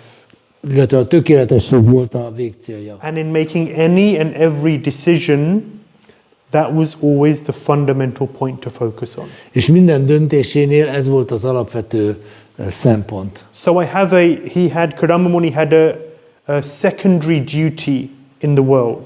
Kardama Muninak egy másodlagos feladata volt a világban, Yeah, to procreate. That was the hogy order of his father. gyerekeket nemzen, But the primary duty was to become a perfected soul, de az elsődleges kötelessége az volt, hogy egy tökéletes lélekké to váljon. become a lover of God. Hogy Istent szeretővé váljon. And therefore in every decision, that was kept in mind. Ezért minden egyes döntésénél ez egy szempont volt. Yeah. So Kardama Muni agreed to the union and they came together. Kardama Muni beleegyezett ebbe az egyesülésbe, és összejöttek. Yeah. So Devahūti there, she engaged in service to Kardama Muni. Devahūti le volt foglalva Kardama Muni szolgálatában. Kardama Muni was engaged, absorbed in his meditation. Kardama Muni pedig el volt merülve a And meditációjában, Devahūti was running around doing everything she could to support him. és Devahūti meg futkosott körbe, hogy minden meglegyen, amire There szüksége was van. never any question, never any complaint, never any resistance. Nem volt kérdés, nem volt panaszkodás, nem volt ellenállás. That kind of service, it purchases the served. Az ilyen szolgálat tulajdonképpen megvásárolja azt, aki a szolgálatot kapja. Does that work purchase someone? Yeah, More or less. it won his heart. Tehát igen, de megnyerte a szívét. Yeah. Elnyerte a szívét. When someone serves you unreservedly, Hogyha valaki úgy szolgál téged, hogy semmi fenntartása nincs, happily, positively, and in a self-sacrificing way, boldogan, pozitívan, önfeláldozó módon, then so grateful. Kardama Muni was hát so akkor grateful. nyilván hálás leszel. Devahūti, through this process, she became emaciated. Ennek a folyamatnak során Devahūti erősen lefogyott. And her hair were disheveled, matted locks. A haja az rendetlenül csimbókokban lógott. Her health declined. Az egészségére ment ez a szolgálat. After some time, Kardama Muni saw and he said, "Thank you." Egy idő után Kardama Muni látta ezt, és azt mondta, hogy köszönöm. And also one thing to keep in mind is that Devahūti is coming from a palace and she's here in the forest. Tehát azt is vegyük figyelembe, hogy Devahūti egy palotából jön, és most itt vannak az erdőben. So the sacrifice is even more pronounced. Tehát ez mégis még jobban kiemeli, hogy micsoda nagy lemondás vagy áldozat volt ez. So Kardama Muni said to Devahūti, I share whatever I have received from my austerities, from my meditation. Naturally, as my wife, you share in everything. Kardama Muni azt mondta neki, hogy amit elértem a meditációmmal, a lemondásimmal, azokat megosztom veled, tehát minden, amit én elértem, az a tiéd is. The wife is known as the Ardhangani. A feleségnek ez a kifejezése, neve. Yeah, Ard means half, Anga means limbs. She's the other half. Tehát In ez English azt we say jelenti, the better hogy a másik fele. Yeah. Igen. Do you have That that works in in Hungarian, yes. Better yes, half. Yes, yes. Yeah, better half, yes. Yeah. Jobbik fele, igen. Yeah. So this is there. So the wife naturally receives half of whatever the husband. Tehát ez így van, tehát bármi, amit a férj elér, annak a felét megkapja a feleség. And this is a principle. If you follow a spiritual authority, then you also share in whatever they receive. Tehát ez a dolog működik, hogyha egy lelki autoritást követünk, akkor mi is megkapjuk felét annak, amit ő elér. So Kardama Muni said, "What can I do for you? How can I repay you?" Kardama Muni megkérdezte, mit tudok én tenni te érted? And Devahūti said, Devahūti mit mondott? So she said, first of all, I'm a mess. Messz. I'm a mess. Tehát elsősorban én Emaciated, hair disheveled, pocsék állapotban vagyok, le vagyok fogyva, a hajam az ilyen csimbókokba lóg. Please have me renewed. Légy szíves, valahogyan frissíts fel engem. Second thing, please can I have a place to stay? A második, hogy hadd legyen valami valahol, ahol lakhatom. Yeah. And then the third thing, Harmadik, what does any wife want? child. Children. Yeah. Tehát mi a harmadik dolog? A gyerek. Yeah. So then Kardama Muni, he started to arrange things. És akkor Kardama Muni nekilátott, hogy ezt elrendezze. Yeah. So he was a mystic sage. Ő egy misztikus bölcs volt, So he sent Devahūti into the Bindu Sarovar. ő beküldte a Devahūtit a Bindusarovarba. Don't ask me about the mechanics of how this works. Ne kérdezzétek, hogy ez hogy működik mechanikailag. Maybe he gave us some mystic ability to be able to breathe under the water. Lehet, hogy adott neki valami misztikus képességet, hogy levegőhöz jusson a víz alatt, nem tudom. But in the waters of the Bindu Sarovar were waiting 1,000 maidservants. De a Bindusarovarban 1000 szolgáló leány várt rá. And they massaged her with special oils, bathed her, Adtak neki mindenféle kozmetikai testkezelést, sorted mindenféle her hair olajakkal, out, made it a beautiful, haját megcsinálták, szóval beautiful and gyönyörűen. fluffy again. És, tehát, hogy a haja szépen omoljék, repüljön. Yeah, and so on. So they renewed Devahūti fully. Tehát 1,000 teljesen maidservants. generálozták Devahūtit. And then when they came out from the Sarovar, És amikor a Sarovarból kijött, Kardama Muni had this wonderful aerial mansion. és addigra Kardama Muni valahogyan elővarázsolt egy ilyen fantasztikus repülő palotát. So not just a mansion, on the ground. Tehát ez nem is csak egy a földön levő palota volt. That's not good enough. Az nem elég jó, az nem elég jó. But a flying mansion. Egy ilyen repülő palota. Beautiful, huge, Óriási, palatious. gyönyörű, szép. Yeah, and this was for Devahūti. Ez mind Devahūtinak. He was a mystic yogi, Ő egy misztikus jogi volt, but even he was surprised to see the opulence of this mansion. de még ő is elcsodálkozott azon, hogy mennyire pompás ez a palota. And so it's described that Devahūti and Kardama Muni, they enjoyed in this aerial mansion for 100 autumns. És le van írva, hogy 100 őszön át, Autumns. 100 őszön át élvezte Kardama Muni és Devahūti ezt a I guess it's pompás a palotát. poetic way of saying 100 years. Hát ez tulajdonképpen egy ilyen költői módon 100 évet beszél. And then sometimes people ask, well, I thought that Kardama Muni was a tapasvi, a yogi, a sage. Tehát ugye felmerült a kérdés, azt mondhatná valaki, hogy hát ez a Kardama Muni, ez egy lemondott személy, egy bölcs volt. This seems pretty excessive. Ez egy kicsit túlzás, nem? Why so much opulence? Minek ekkora pompa? I'd say two things. One is that our conception of what is opulent is according to what we see and what we have now. Az egyik válaszom erre az, hogy a pompás, a mi fogalmaink szerinti pompás, az ahhoz hasonlítottuk össze, amit mi látunk magunk körül. Yeah, this is Satya Yuga.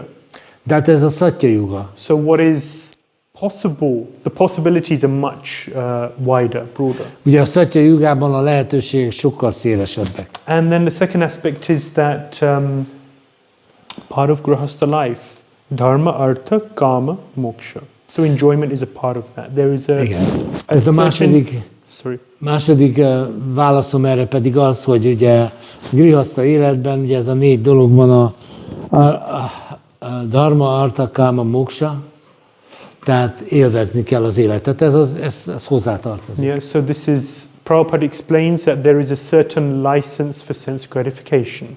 Prabhupád mondja, hogy a grihaszta ashramban van egy bizonyos engedély az érzékkielégítésre. It's an often abused license. Ez sokszor visszaélnek ezzel az engedéllyel. This phrase is often abused, I think. Tehát sokszor idézik ezt, kicsavarva ezt a mondatot.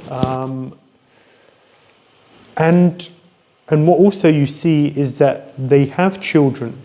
És azt is látni kell, hogy ugye a gyerekeket nemzenek, hoznak létre. But not unlimited children. De nem korlátlan számban. They have a certain number of children, and Egy that's bizonyos számú gyereket. yeah. So in terms of the enjoyment, it's of a certain variety. Tehát élvezet szempontjából, what is a variety? It's of a certain variety of enjoyment. It's not sex life. Tehát nem nemi élet, hanem ez egyfajta élvezet. Yes. The point is that enjoyment should be measured, because the more one enjoys in this world, the more one is pulled away from Krishna. Igen, itt azt kell meglátni, hogy minél jobban élvezzük ezt a világot, annál messzebbre kerülünk Krishnától. So the more intense and absorbed the enjoyment, the less, the more one has decreasing interest in Krishna. Tehát ugye látnunk kell, hogy minél jobban elmerülünk ennek a világnak az élvezetében, annál inkább leépítjük Krishnát. So Prabhupada says that Kardama Életünkben. never lost his glory. Glory. Glory. Prabhupada azt mondja, Kardama soha nem vesztette el a dicsőségét. Final section, Végül, before we have a break. mielőtt a szünet előtt még egy... So it describes that Kardama, through his mystic ability, expanded into 9. Kardama misztikus képességei révén 9-é sokszorozta magát. So commentators say that the jiva, it's possible for the jiva to expand up to 9 times based on this. Azt mondják a kommentátorok, hogy a jiva számára maximum 9-szeres megsokszorozásra van lehetőség. Yeah. So expanding 9 times. Yes. Yes. And through that expansion, 9 daughters came about. És ebből a kiterjedésből 9 lány született. And then Kardama Muni said, "Children, I'm gone. Now there's children, I'm going." Ja, és akkor Kardama azt mondja, hogy gyerekek megvannak, pipa, megyek. And then Devahūti said, "No, you can't go." Devahūti azt mondja, nem mehetsz el még. And then she starts to lament. És akkor siránkozik. She says, "I was with you for such a long time. Azt mondja, ennyi időt töltöttem veled. You're such an amazing, exalted sage. Te egy fantasztikus, kiemelkedő bölcs vagy. So realized. So Annyira realized. megvalósított vagy. And detached at the same time. És ugyanakkor meg annyira elkülönülsz. But I didn't take your association seriously. De én nem vettem komolyan kellően a te társulásodat. I spent 100 years in this aerial mansion enjoying. 100 évet töltöttem ebben a repülő palotában, és élveztem. And I didn't learn from you about spiritual life. I wasted my life. De én elpocsékoltam az életemet, mert nem tanultam tőled a lelkéletről. Sometimes we see that in our lives. We are surrounded by amazing spiritual personalities. Sokszor nem is vesszük észre, we don't realize, but yes, right? Tehát sokszor nem is vesszük észre, de fantasztikus szent személyiségekkel vagyunk körbevéve. But we take them for granted in so many És ways. ezt valahogy úgy természetesnek vesszük. The problem with us is that only when we lose something or someone do we really realize their value. Igen, sajnos az egy problémánk, hogy sokszor csak akkor vesszük észre, hogy valaki milyen értékes, amikor már elveszítettük. So then Devahūti said, and the second problem is that, okay, I have daughters. De hát ugye a Devahūti folytatta, rendben van, de a másik probléma az, hogy lányaim vannak, But these daughters will get married, de hát ugye ezeket a lányokat ugye megházasítjuk, and then I'll be alone. és akkor ott leszek egyedül. I need a son. Akkor kell nekem egy fiú. Yeah, so that's how it used to be. That's how the culture was. That the boy, so the lady would always be under the shelter of the father, and then the husband, and then the elder son. Tehát ugye a védikus kultúrában egy nő az mindig menedékben volt, először az apa, aztán a férj, majd a fiúgyermek menedékében. Kardama Muni said, yes, okay, I will give you a son. Kardama Muni azt mondta, jó, rendben van, igazad van, kapsz egy fiút. And he will take care of you. És akkor majd ő gondoskodik rólad. But he will do more than take care of you. De ő többet fog tenni, mint csak, hogy gondoskodjon rólad. You were regretful and disappointed. You were lamenting that you didn't take from me spiritual knowledge.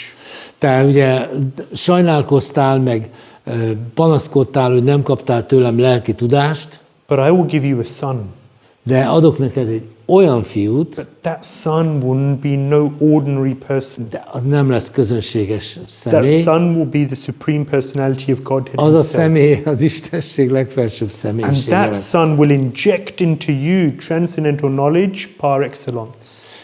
És ő a legkiválóbb módon fog neked lelki tudást juttatni a fejedbe. So not only will he take care of you, but he will give you liberation. Tehát nem csak, hogy gondoskodni fog rólad, de még a felszabadulást is megadja neked. Yeah. And at that point, I will leave. És akkor azon a ponton el fog So menni. sometime later, from Devahūti's womb came Kapiladev. És aztán kis vártatva Devahūti méhében megjelent Kapiladev. And then Kardama Muni left. És aztán Kardama Muni elment. What did Kardama Muni leave for? Miért ment el? Hova ment Kardama Muni? Go to another country, travel? Question. It's a question. Ugye kérdés, hogy hova ment? To another country, traveling Tehát, around? hogy elment utazni, Party? vagy bulizni, vagy... Go to realize God. hogy Istent megvalósítsa. Yeah, to vanaprastha sannyas. Ugye vanaprastha sannyas. To leave the family situation.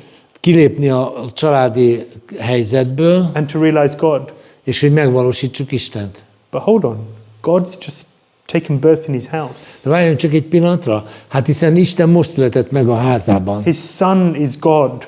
A fia Isten. And he's gone to realize God. És akkor most elmegy, hogy megvalósítsa Istent. Hogy van ez? So I'm going to leave you with that conundrum. Hát ezzel hagylak titeket most a szünetre. We have a 10-minute break. 10 perc szünet. Feeling generous today. Most nagyon nagy lelkű vagyok. And yeah, we'll see you in 10 minutes. You can think about it and then see És what akkor tessék, your 10 perc reflections múlva are. találkozunk. Thank you, Hare Krishna. So,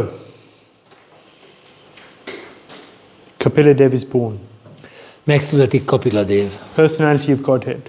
Istenség személyisége. God is born as your son.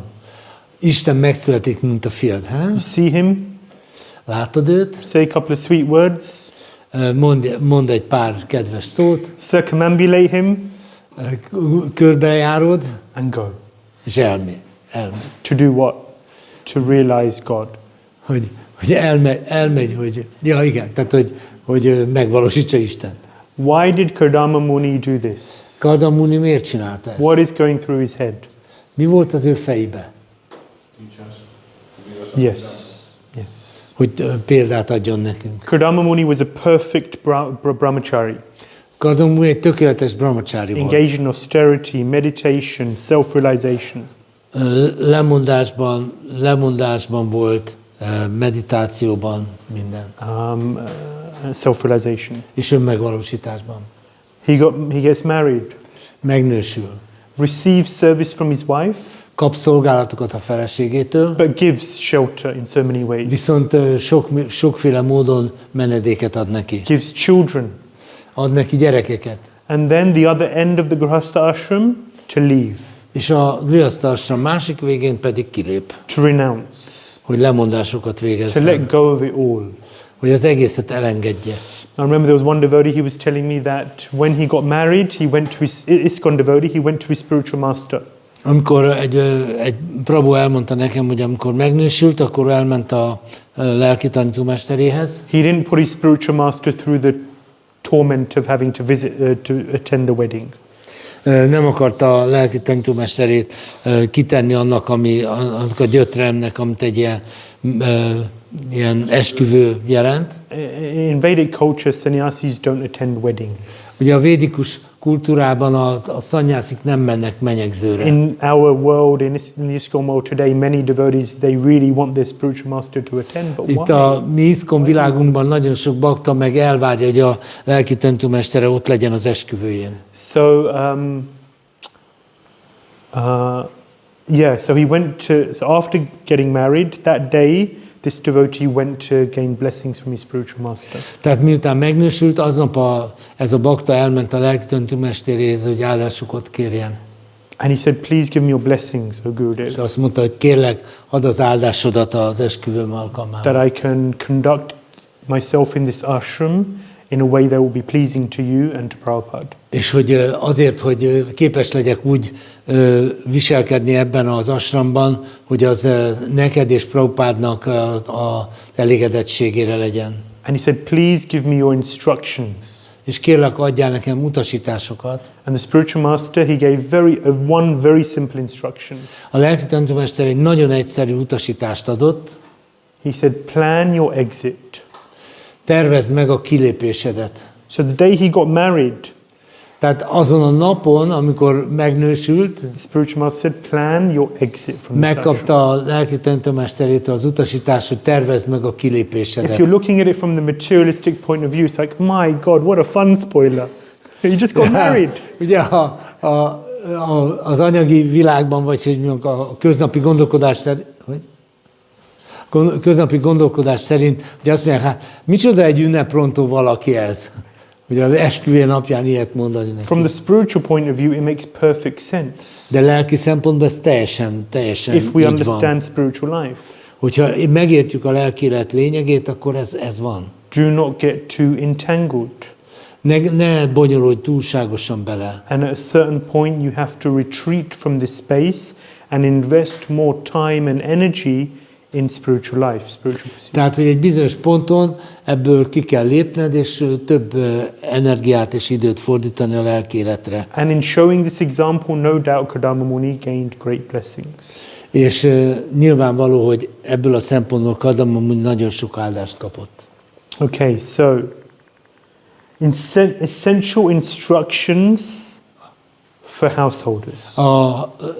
Tehát a családosok számára alapvető tanítások a következők. Yeah. So I just outlined some of the main key purports and instructions in this section of the Bhagavatam.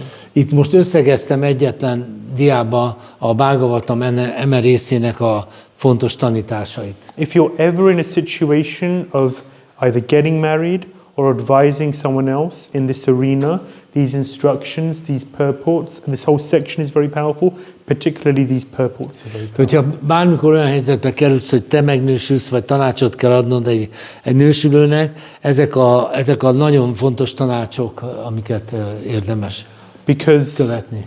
we have to live in this world and at the same time conduct ourselves and follow the Bhagavatam, follow the principles of the Bhagavatam. Tehát egyszerre kell tudnunk élni ebben a világban, de ugyanakkor úgy viselkedni, hogy kövessük a Bhagavatam tanításait. Yeah, so some of these instructions, they're quite strong. Ez egyik-másik ilyen utasítás nagyon, nagyon kemény. And we also have to understand, how do I apply these instructions in today's world, in my environment, time, place, circumstance. Tehát nekünk meg kell értenünk, hogy ezeket az utasításokat hogyan érvényesítsük az életünkben, a mai világban. So, Kapila is born. Megszületik Kapila-dév. Personality of Godhead. Istenség személyisége. God is born as your son. Isten megszületik, mint a fiad. You see him, Látod őt? say a couple of sweet words, Mond egy pár kedves szót, circumambulate him, körbejárod, and go. és elmegy. To do what? To realize God. Hogy elmegy, hogy... Ja, igen, tehát hogy megvalósítsa Istent. Why did Kardama Muni do this? Kardama Muni miért csinálta ezt? What is going through his head? Mi volt az ő fejébe?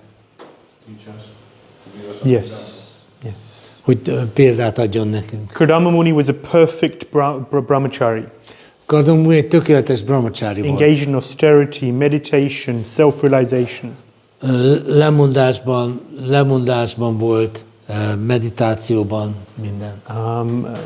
Self-realization. És önmegvalósításban. He gets married, Megnősül. receives service from his wife, Kap szolgálatokat a feleségétől, but gives shelter in so many ways. viszont sokféle módon menedéket ad neki. Gives children. Ad neki gyerekeket. And then the other end of the Grihastha ashram, to leave. És a grihasztasra másik végén pedig kilép, to renounce, hogy lemondásokat to végezzen, let go of it all. hogy az egészet elengedje. I remember there was one devotee, he was telling me that when he got married, he went to his ISKCON devotee, he went to his spiritual master. Amikor egy Prabhu elmondta nekem, hogy amikor megnősült, akkor elment a lelki tanítómesteréhez. He didn't put his spiritual master through the torment of having to visit, to attend the wedding. Nem akarta a lelki tanítómesterét kitenni annak a gyötrelmnek, amit egy ilyen esküvő jelent.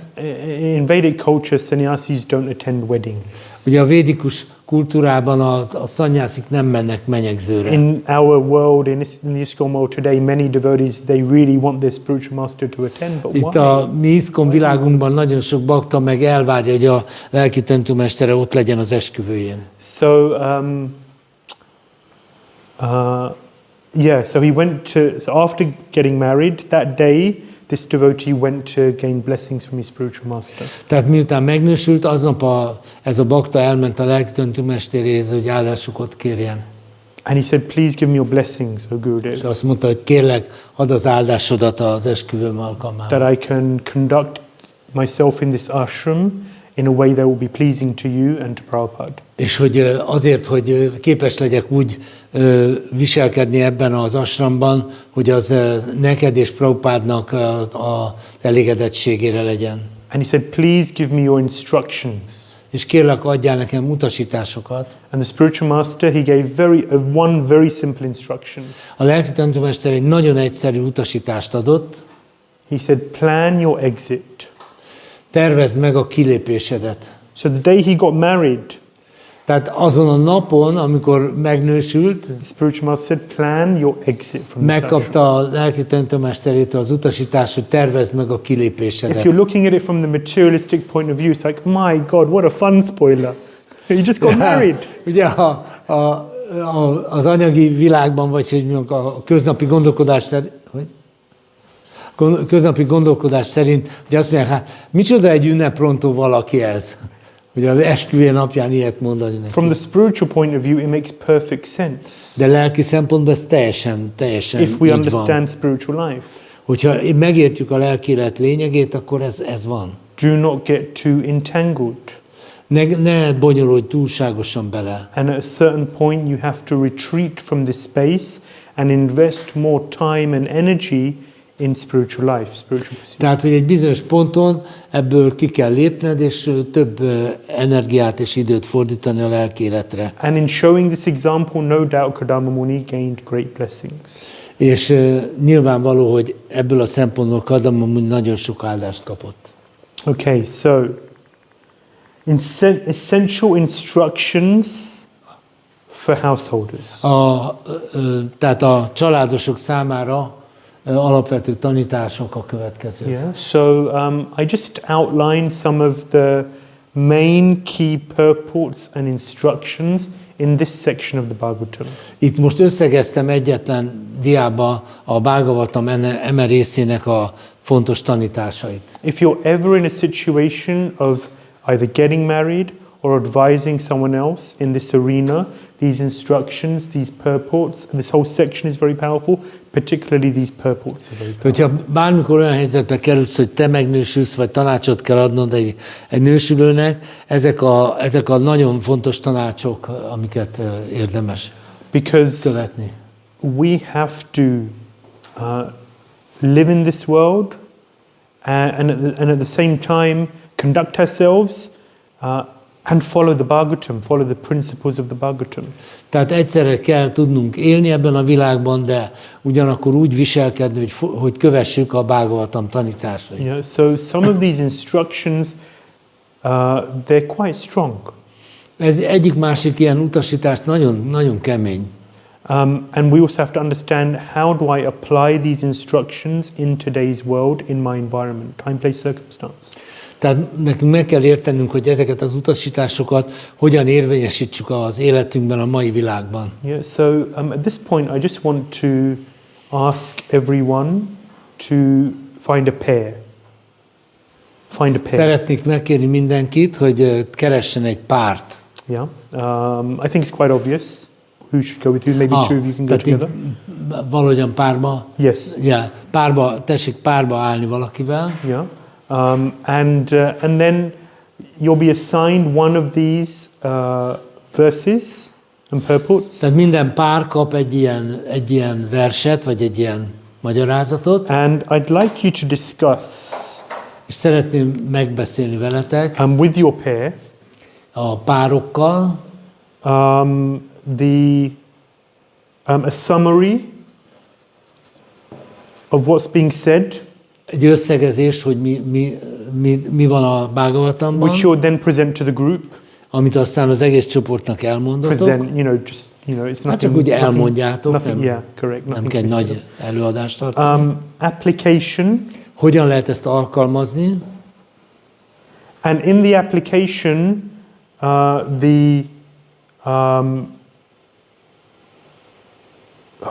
the difficulties És akkor az alkalmazás során mik a nehézségek, and the benefits. és mik az előnyök, milyen haszon származik belőle. And maybe that's 3. Number 2 should be why.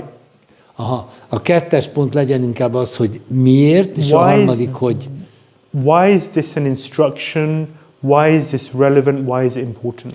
tehát, hogy ez az utasítás, ez miért releváns, miért fontos. So number 1, a summary.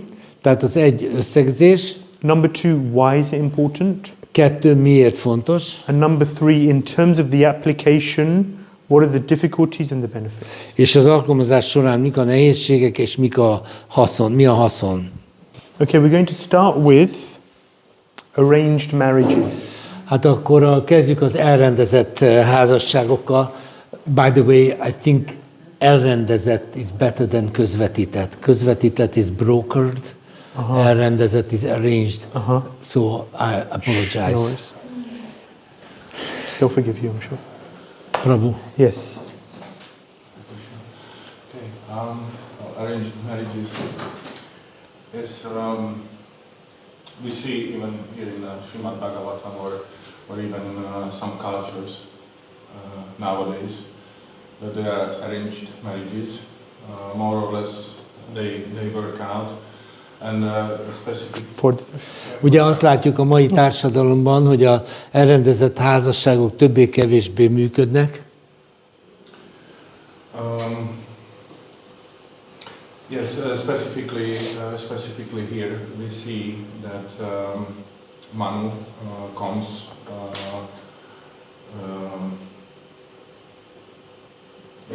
to give his daughter to Kardama. Ugye itt látjuk, hogy jön a Swayambhuva Manu, és hozza a lányát, hogy hozzáadja feleségül Kardama Munihoz. Which we see here, his daughter has all the good qualities, and even the husband has all the good qualities. És látjuk, hogy a lánynak is kitűnő tulajdonságai vannak, a vőlegénynek is kitűnő tulajdonságai vannak. So it's easy to find here, in this case, easy to find out why. Itt ebben az esetben könnyen látható, hogy ez az elrendezett házasság, ez jó dolog. And the main point here is the application, which has got two sides. Ugye fontos itten az alkalmazás, aminek két oldala van. First of all, why? Why are arranged marriages good? Miért jó az elrendezett házasság? Because nowadays some marriages are based on sexual appetite. Manapság a házasságok a nemi étvágy által hozzá jönnek létre. And lots of young people, they get married, they have sex before the marriage, and the marriage is forced onto them because the girl gets pregnant. Sok olyan eset van, hogy a fiatalok nem életet élnek házasságon kívül, aztán ha a lány terhes lesz, akkor rákényszerülnek a házasságra. And then in short time they find out that they are not suited for each other. És akkor rövidesen rájönnek, hogy nem passzolnak egymáshoz. And most of the times it ends in divorce. A legtöbbször ez vállással végződik az ilyen házasság. And the kid gets even either way to the father or to the mother, but the kid lives in a broken marriage. És akkor a gyerek egy ilyen széttört házasság után így hányódik. Which is never good. És ez soha nem jó. So why is this good? Why is it?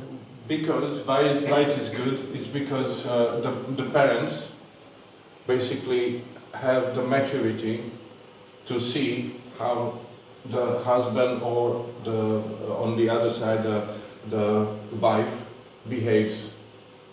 Azért, mert a szülők érett élettapasztalattal rendelkeznek, és meg tudják ítélni a leendő férj és a leendő férj és a leendő feleség összeillését meg tudják jobban ítélni. They have the maturity to, first of all, they know their children, they know their kids. Ugye először is ők ismerik a legjobban a saját gyereküket. And they have the maturity to that's in a Good situation, the best case, yes, they know their child. Yeah. And they have the maturity to see the young to-be husband or to-be wife, how he behaves, and will he be or she good for my son or daughter. És akkor így meg tudják ítélni, hogy a kiszemelt jövendőbeli az ő gyerekükhöz passzolni fog-e. Right. What are the difficulties in today's? Yes. Mik a nehézségek? This is basically one of the points which nowadays, of course, to start, we see in Śrīmad-Bhāgavatam, we have all the persons, they are sages or saint. Tehát ugye a Bhagavatamban látjuk, hogy az ottani szülők azok szentek, vagy bölcsek, vagy... Who came down from the spiritual world to teach us. És ők azért jöttek le a lelki világból, hogy tanítsanak bennünket. I don't think Kardama needed to come to the material world. He made this sacrifice. Tehát azzal, hogy ők lejöttek az anyagi világba, azzal egy áldozatot hoztak a mi érdekünkben. And I'm sorry, I'm putting it a little bit bluntly. That's Go for it, bro. And well, basically, nowadays, what we see the difficulties which with the arranged marriages are. Igen, tehát az elrendezett házasságnak a nehézsége abban áll, you can't enforce, first of all, you can't enforce to your children that you can't say to your children, okay, you're going to marry this. Hogy manapság nem lehet megmondani egy gyereknek, hogy ehhez vagy ahhoz fogsz menni feleségül, vagy ezt veszed el. They would run away and never talk to you anymore. Mert egyszerűen elmennek otthonra, és szóban nem állnak veled többet. I see that happen. Ez történik. And the other difficulties is, Okay. The other difficulty is that some parents, which I saw as well many times, they misuse their power.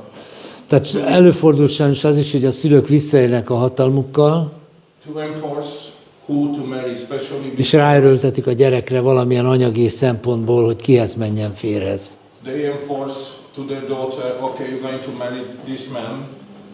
Mondjuk azt mondják a lányuknak, hogy tessék, ez a férfi lesz a férjed. They enforce her to marry even in childhood. És akár még gyerekként is férhez adják őket. Just because the husband promises money. Azért, mert a leendő férj pénzt ajánl. To the parents, so they can live out their life in this some kind of castles or És akkor így a szülőknek valamiféle pompában lehet leélni az életüket.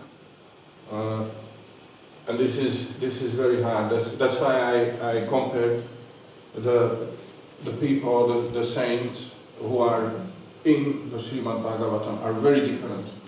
És ezért ezt azért húzom alá, mert a mai húsvér emberek azok nagyon különbözőek a Bhagavatamban leírt tökéletes karakterektől. So then in your pair, did you come to some sort of, resolution of how this can be applied, whether it's relevant at all in today's world?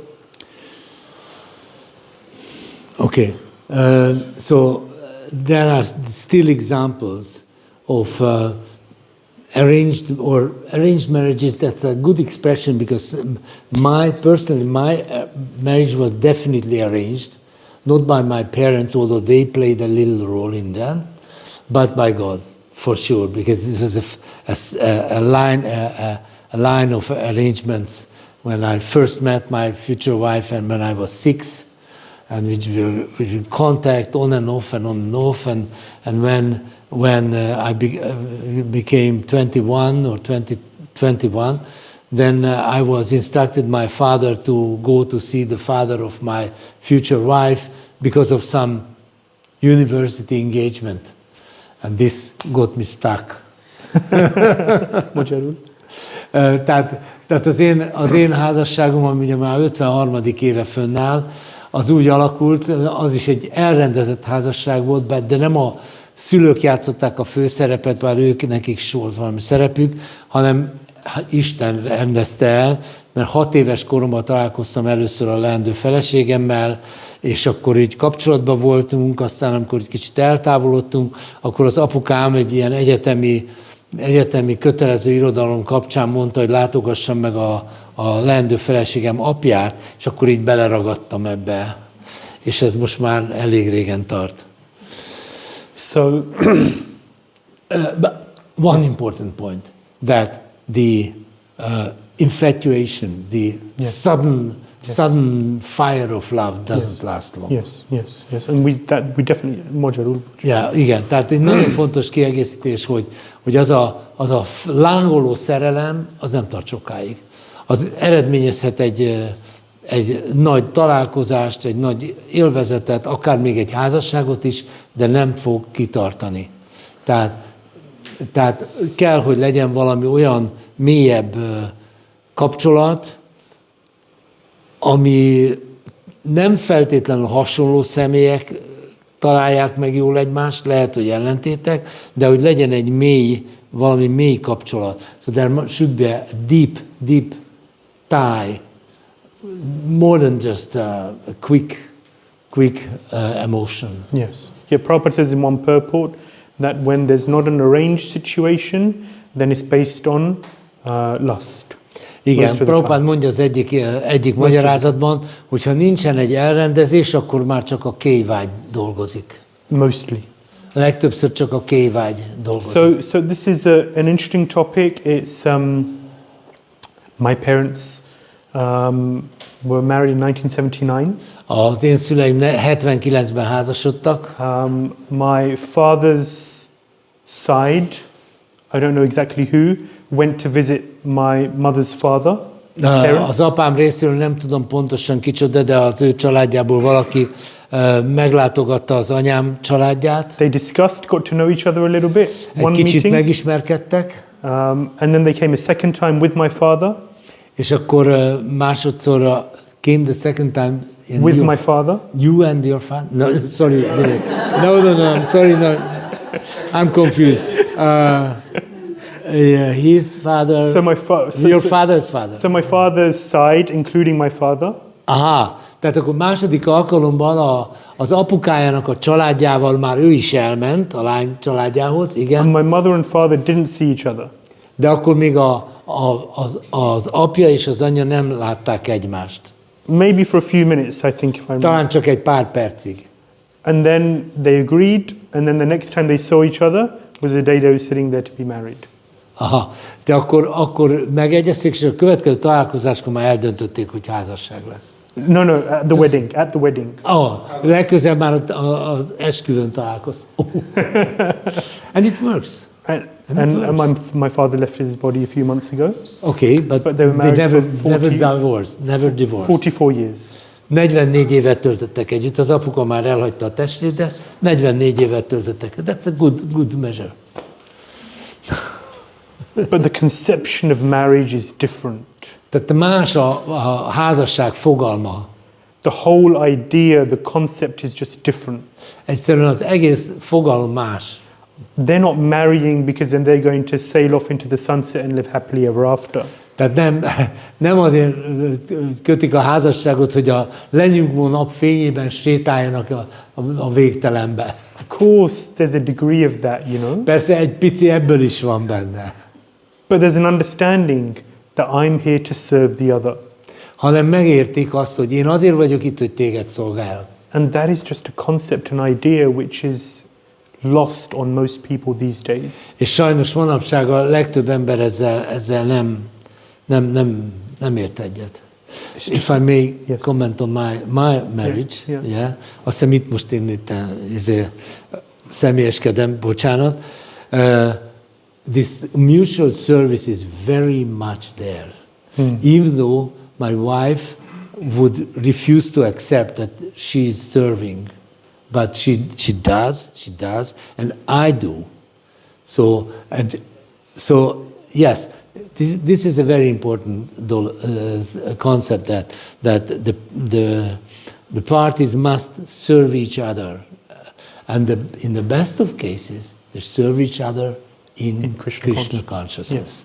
Ugye, hát az mi házasságban nagyon ott van ez a kölcsönös szolgálat, bár a feleségem nem biztos, hogy ezt elismerné, mert ő egy ilyen független gondolkozó, felvilágosult asszony, de nagyon is szolgál engem, és én is nagyon is szolgálok, mert tudom, hogy van egy ilyen hosszú lista, amit ő nem intézel egyedül, hanem nekem kell mindig elintézni. És ez így tökre rendben van.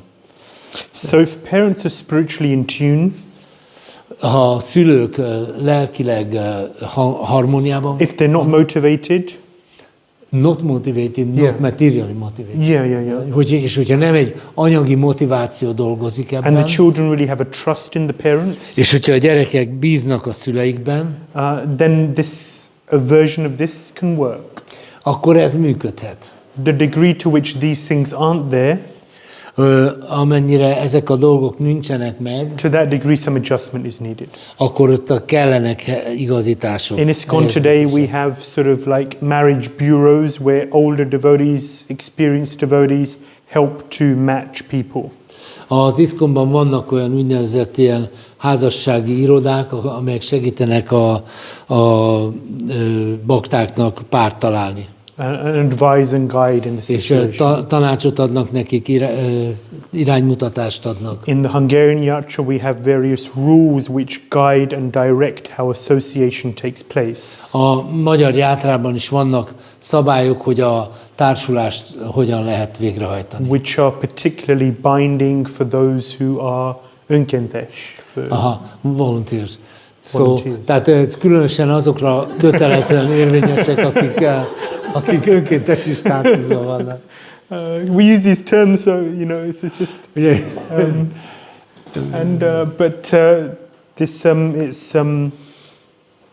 The rules. One thing that devotees sometimes don't realize is these rules are there for a reason, to reduce the passion.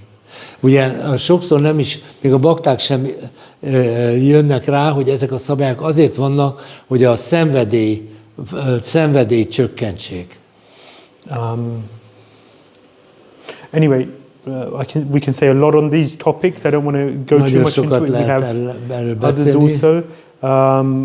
But it's an interesting topic, theme. De ez egy nagyon fontos téma. Yeah. Next. Következő. Igen.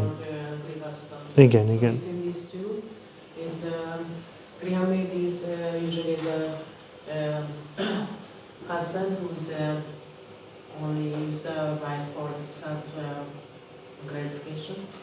Ugye a következő pont, hogy Grihamedi vagy grihaszta élet, ugye sajnos nagyon sokszor előfordul, hogy a férj a házasságot csak arra használja fel, hogy ez az ő érzékkielégítését szolgálja. And this is the Grihamedi. And the Grihastha is more like a spiritual life. Ez ugye a Grihamedi modell, a Grihastha pedig azt jelenti, hogy sokkal több a lelkélet eleme benne. And usually the wife needs to lead the husband to the spiritual life. És sokszor van úgy, hogy a feleség vezeti a férjet a lelkélet felé. That's in the modern world or traditionally? Tehát ugye ez az a mai világban van ez. Hát van ez is, az is. Beszélhetnél. Why is it important Miért fontos, to choose the Grihastha? hogy Grihastha modell szerint éljünk? Because then the society won't degrade, and we won't bring into the society children that are unwanted. That are unwanted children. Aha, igen, tehát hogyha ezek az elvek nem érvényesülnek, akkor tele lesz a társadalom nem kívánt gyerekekkel, csak nézzünk körül, mármint kint.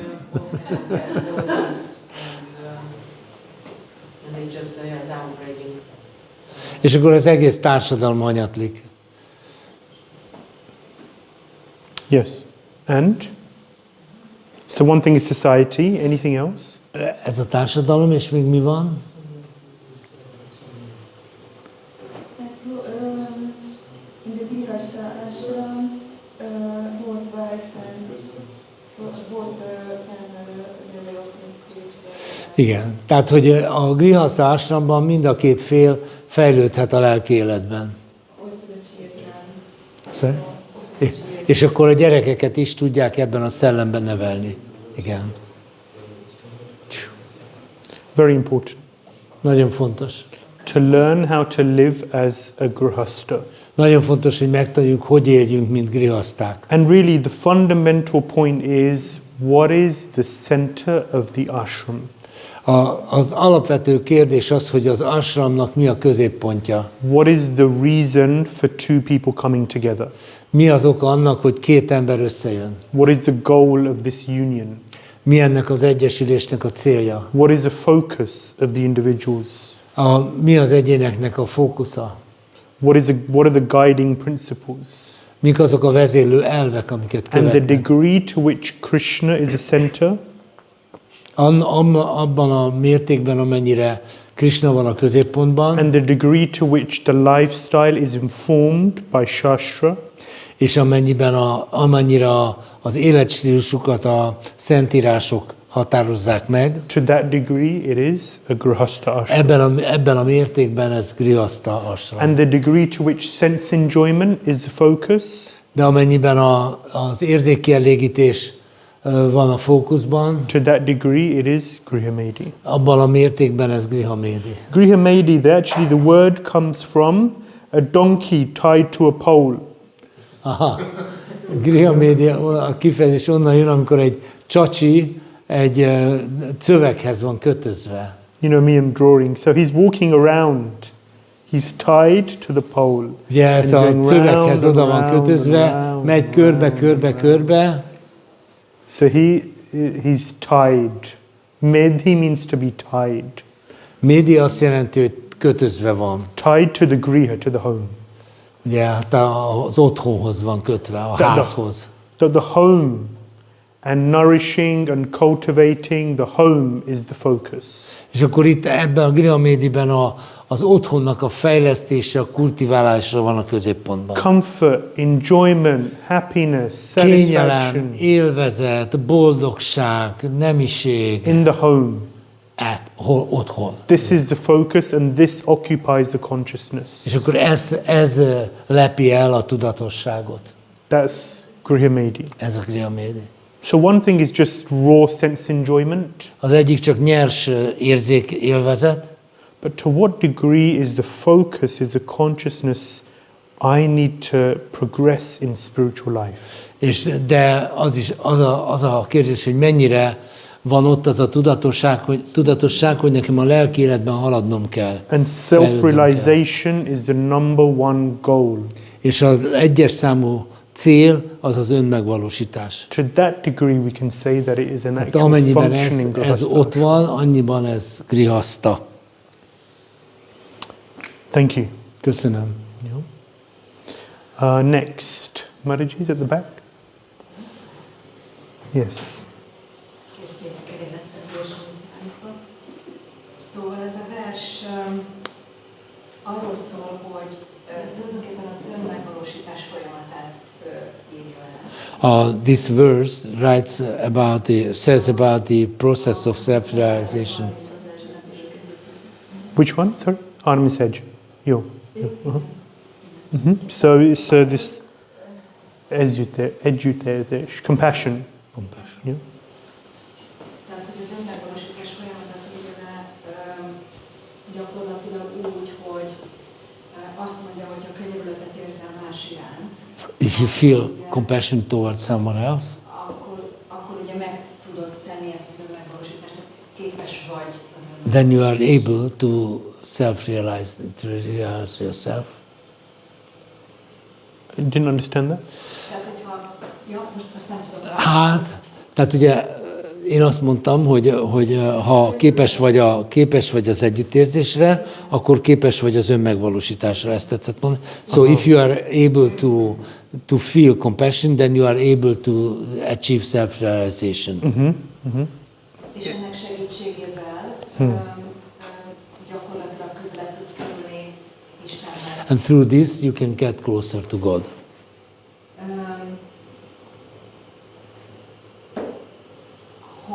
Hogy ez miért fontos a családosok esetében. Why this is important for family people? Én ezt úgy fordítottam le magamban, hogy családosként nagyon sok emberhez kell alkalmazni. My understanding is that as a family person, I have to adapt to so many people. És nyilván kompromisszumokat kell. And this means that I have to be ready to compromise. És hogyha az ember képes ezeknek a kompromisszumoknak, és nem elvtelen kompromisszumoknak a megkötésére, akkor ugye sokkal inkább megérti a másiknak, a társának, a gyerekeinek, a családban élőknek, a szüleinek a szándékát, és így egy rugalmasabb, egy együttérzőbb életet tud fenntartani. So, if you are ready to do such compromises, although not giving up the main principles, then you develop your ability to be compassionate towards others, towards your children, to understand your children, understand the other people's motivation and position. Hogy ennek mi az előnye és mi a hátránya? Benefits, drawbacks. Hát nyilván az előnye az, hogy meglátom a másikban a lelket. Benefit is to see the spirit soul in the other person. Együttműködő tudok lenni. Develop cooperativeness. Jobban tudom működtetni magát a Cooperation. családot is. So in this way the family will work better, the family situation. Mindenkinek az érdekét szem előtt tartva tudunk egy kompromisszumkész helyzetet teremteni. So everyone's interests are taken into account to create a balanced situation. Hátrányát ennek nem igazán tudok mondani. I can't say anything about drawbacks. Drawback maybe could be that if we become too much in that direction, Ugye az lehet egy hátrány, hogy nagyon belegabajodunk ebbe. then that leads to an imbalance. Úgyhogy ezt ki kell egyensúlyozni. Then people around us, even family members, may take us for granted, may take advantage of us even. Még a családtagok között is előfordul, hogy magától ültetődőnek veszik az odaadásunkat, vagy kihasználnak bennünket. Yeah. So, a family situation when you're living at such close quarters with other people, Ugye egy családi helyzet, amikor ennyire szoros közelségben élünk másokkal. There's a lot of patience and tolerance. Nagyon sok türelemre és tűrőképességre van szükség. And as you suggested, a certain compassion naturally. The heart becomes softer. A szív megpuhul, meglágyul. And it's a wonderful word actually in Hungarian, együttérzés, to feel together. Együttérzés, yes. Yes. To feel together. Yes, compassion is the same, but it's Latin, so it's a bit impersonal. Yeah. It's a very nice word, you know, to actually to be able to put yourself into the shoes of another person. Ugye, hogy valakinek a helyébe tudjuk képzelni magunkat. And you see that some people, you know, a more developed person is able to really do this. Is really able to put themselves in another egy fejlettebb személy az könnyebben bele tudja magát élni ebbe a helyzetbe. To feel what another is feeling. Hogy beleélni magát, hogy mit érez a másik. Prabhupada says that a neophyte, a third class devotee, a beginner in devotional service is not really able to feel others' feelings. Ugye Prabhupada mondja, hogy egy neofita, tehát egy másodosztályú, vagy nem tudom, szóval személyiség nem nagyon tudja magát beleélni a másiknak a helyzetébe. Whereas an intermediate devotee has more of a compassion and an understanding for other people. Egy közepesen fejlett bakta, you mean this is Madhyama Adhikari? Yes. Igen, tehát egy Madhyama Adhikari, tehát egy közepes szinten levő személy, az jobban képes arra, hogy megértse a mások érzését. It's interesting, these are symptoms. They're not requirements, but these are symptoms of one's advancement. Igen, ezek inkább az előrehaladásnak, lelkelődésnek a tünetei, mint sem elvárásai, igen, mondjuk. The fundamental measure of one's advancement is their love for Krishna. Persze a legalapvetőbb mértéke annak, hogy valaki mennyire fejlett, hogy mennyire szereti Krishnát. But loving the people around us helps us to love Krishna. De hogyha megtanuljuk szeretni a körülöttünk levő embereket, az segít minket abban, hogy Krishnát szeressük. It softens the heart. Meglágyítja a szívet. Another thing which softens the heart, and Prabhupada speaks about, I believe in this purport, is preaching. Egy másik dolog, ami meglágyítja a szívet, és Prabhupada erről sokszor beszél, a prédikálás. To feel that other people do not have this knowledge, this wisdom, and I want to give it to them, share it with them. Tehát az az érzés, hogy én tudom, hogy a másik embernek nincsen meg ez a tudás, az a bölcsesség, és ezt meg akarom osztani velük. To feel how people are so lost in this world. Az az érzés, hogy megérzem azt, hogy az emberek mennyire el vannak veszve ebben a világban. And therefore a key aspect of family life is to preach, share Krishna. Tehát a családos életnek az egyik kulcs aspektusa a prédikálás. And you will see that it is very enriching, very empowering. És azt meg lehet tapasztalni, hogy ez mennyire gazdagítja az embert, és mennyire felhatalmazza. And it's the best form of charity. És ez a legnagyobb jótékonyság. They say that every ashram in Kali Yuga has its defects. Azt mondják, hogy minden ashramnak a Kali Yugában megvannak a hibái. In the Brahmachari ashram, the key defect is that brahmacharis tend to be unclean. A brahmacsári ashram hibája az, hogy a brahmacsárik nem nagyon tiszták. If you come to the Brahmachari ashram, you will see what it means.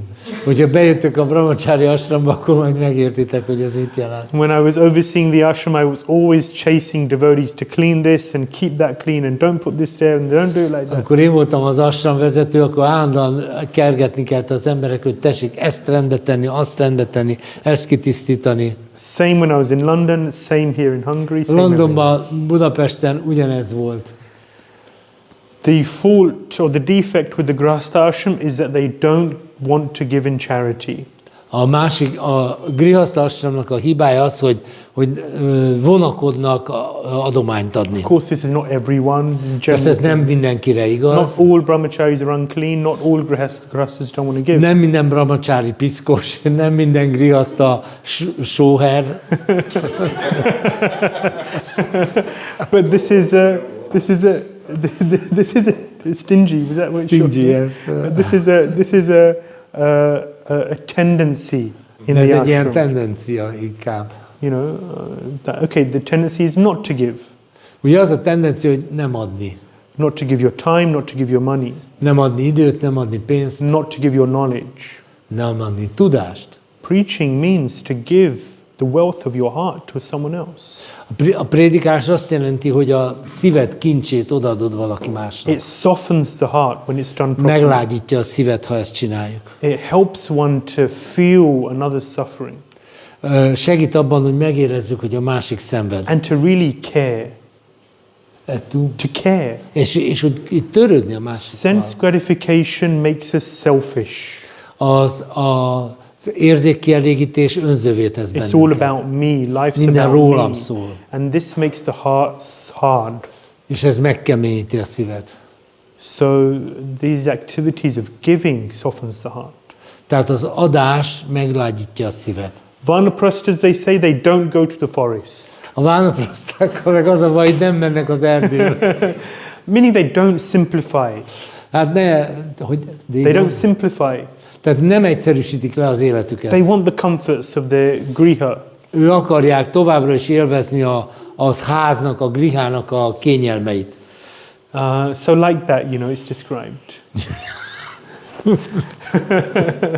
So very important topic. Thank you. Nagyon fontos téma, és köszönjük szépen. Okay, next. Yes, please. A little addition. Yes. A családosok a versenyt úgy tudják kifejezni az együttérzésüket más emberekkel szemben, hogy pénzt keresnek, és a jövedelmüknek a felét felajánlják a Krisna tudatnak a terét. So the compassion of the family people is done by them doing some work, being in jobs or making money, and then offer 50% of that money to the Krishna consciousness movement. Just a Yeah. In addition. I only know one devotee who fully gives his 50%. I'm not one of those, to be honest. I know one. He's a very poor man, but he gives up 50% of his income. Magyarul? Magyarul? Igen. Egy olyan baktát ismerek, aki tényleg a jövedelme felét felajánl.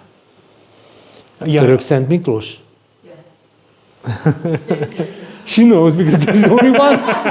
There is only one. I know a handful in the You world. know a handful? In the world. Ja, ő egy párat ismer az egész világban. Yeah, it's surrender. There was Megvan just holdva. on the topic. There was one devotee, 15-20 years ago maybe. 15-20 évvel ezelőtt történt volt egy bakta. I was told this story from the Hungarian yatra, A magyar játrából hallottam ezt a and történetet. someone said to him, "Why do you give? Why do you give to the church? Look how they waste the money. Look what they're doing. Look at these bad Valaki azt decisions mondta, they're hogy making." miért adsz nekik? Látod, hogy elherdálják a pénzt. And he kept giving. És mégis adott ez az illető. Mondták neki, hogy ne adjon, de And then someone asked him, "But you know, he told you about this and that, this scandal, this happened." És akkor mondták neki, hogy ez a botrány, az a botrány, ez történt, az történt. He said, "I will not allow anything or anyone to rob me of the opportunity to give to Krishna."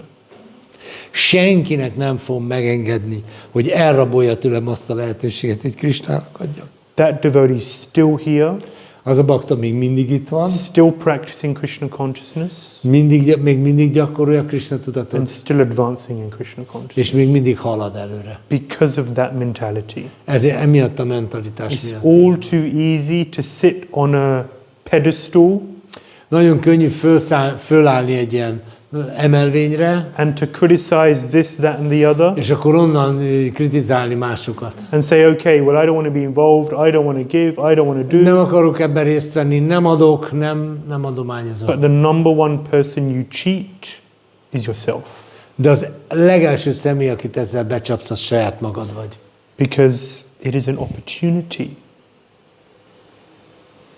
preaching, mert ez giving egy donation, lehetőség. serving, these are all Prédikálás. opportunities, and we are the number one beneficiaries of these things. És ezeknek, hogy prédikálni, adományozni, szolgálni, mi vagyunk a legelső haszonélvezői. Sometimes people ask me on the street, so what do you get paid? Van úgy, hogy az utcán megálltanak, megkérdeznek, hogy te mennyit fizetnek neked. I said, I'm a monk. Szóval de én egy szerzetes I vagyok. don't get paid a penny. Nekem nem fizetnek. And they're surprised. És akkor meg vannak lepődve. Then why are you doing this?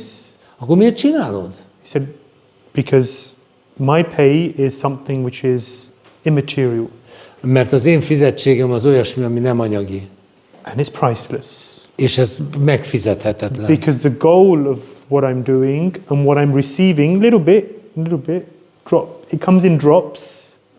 Tehát, hogy amit én csinálok, és amit én kapok, igaz, kicsi cseppekben kapom, But I can't say that Krishna's not fair.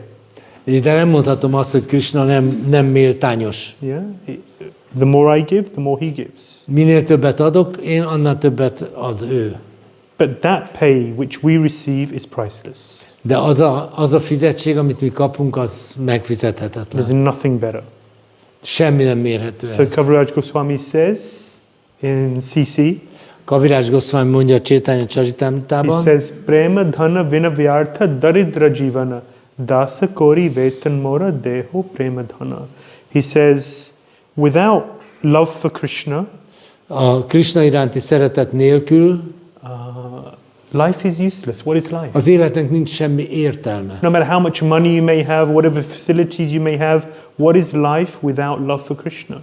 Useless. Mindegy, mennyi pénzed van, mindegy, mit értél el, mit ér az életed, hogyha nem szereted Krishnát? Empty. Üres. So then he says, make me your dāsa, make me your servant. Chaitanya És ezt Mahaprabhu. azt mondja, és így imádkozik, hogy tégy a szolgáddá. And give me pay. I want pay. Én fizetséget akarok, I'm not free. nem vagyok ingyen, I want to get paid. én akarok But what fizetséget, is that pay? de mi ez a fizetség? The wealth of prema. A prémának a vagyona. Yeah, a gradual increase in my love and attraction to the divine couple.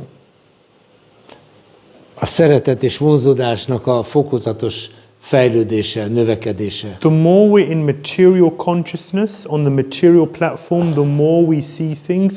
Naturally, we will see things on that platform. Tehát minél Krishna tudatosabbak vagyunk, annál inkább így látjuk a dolgokat. And I'm not saying we should be fools and close our eyes to what's going on in the world around us.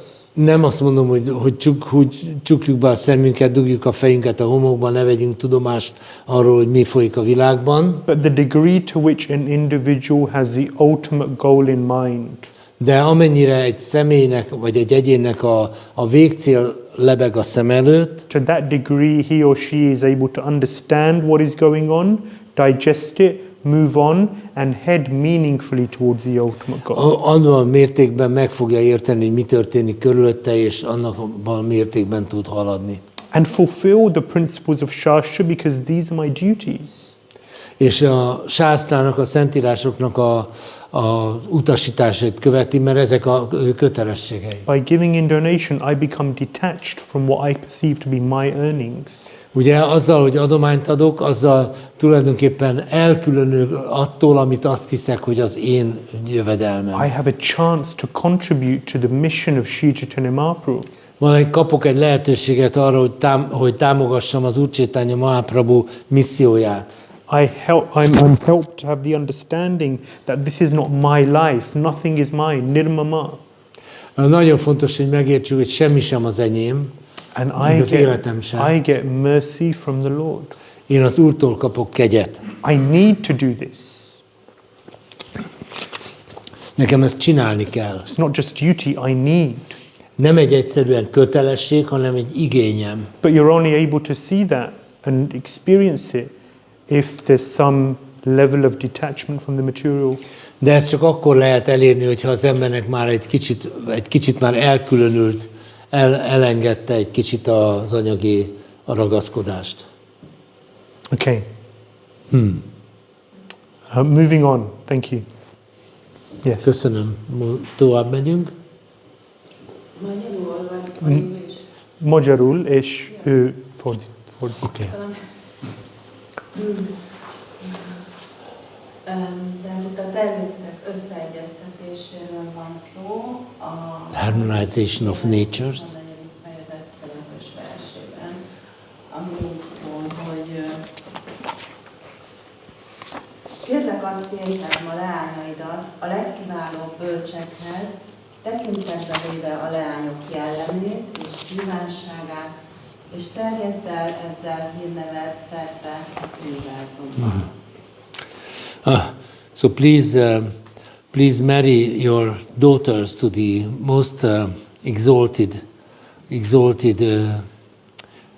rishis or munis, considering the characters and desires of your daughters, and spread your fame all over the universe. I'm sorry, I have the Hungarian. És ezt Brahma mondja Kardama Muninak. This is said by Brahma to Kardama Muni. Hogy a 9 lányát hozzáadja a 9 legfőbb rishihez vagy bölcshez. So that he marries his 9 daughters to the 9 most advanced sages. Sages. Igen, tehát hogy az fontos, hogy a jellem és a hajlam alapján találjanak.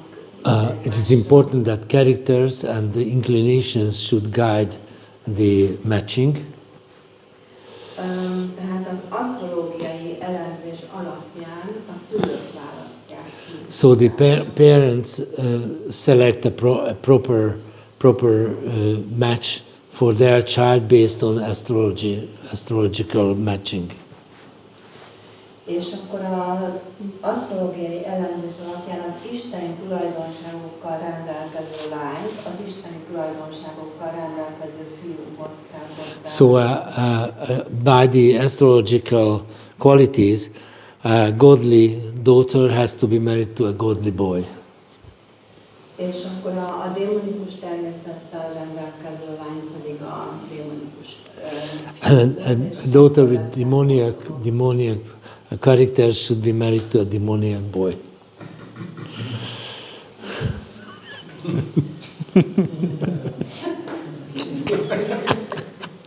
Azt mondanám, hogy elvek alapján élünk egyébként, a fontos elvek alapján élünk együtt, és Sacinandana Maharajnak volt egy mondása annak idején, az elvek csoportosítása, vagy principle of detail, hogy fontos elvről van szó, vagy részletelvről van szó.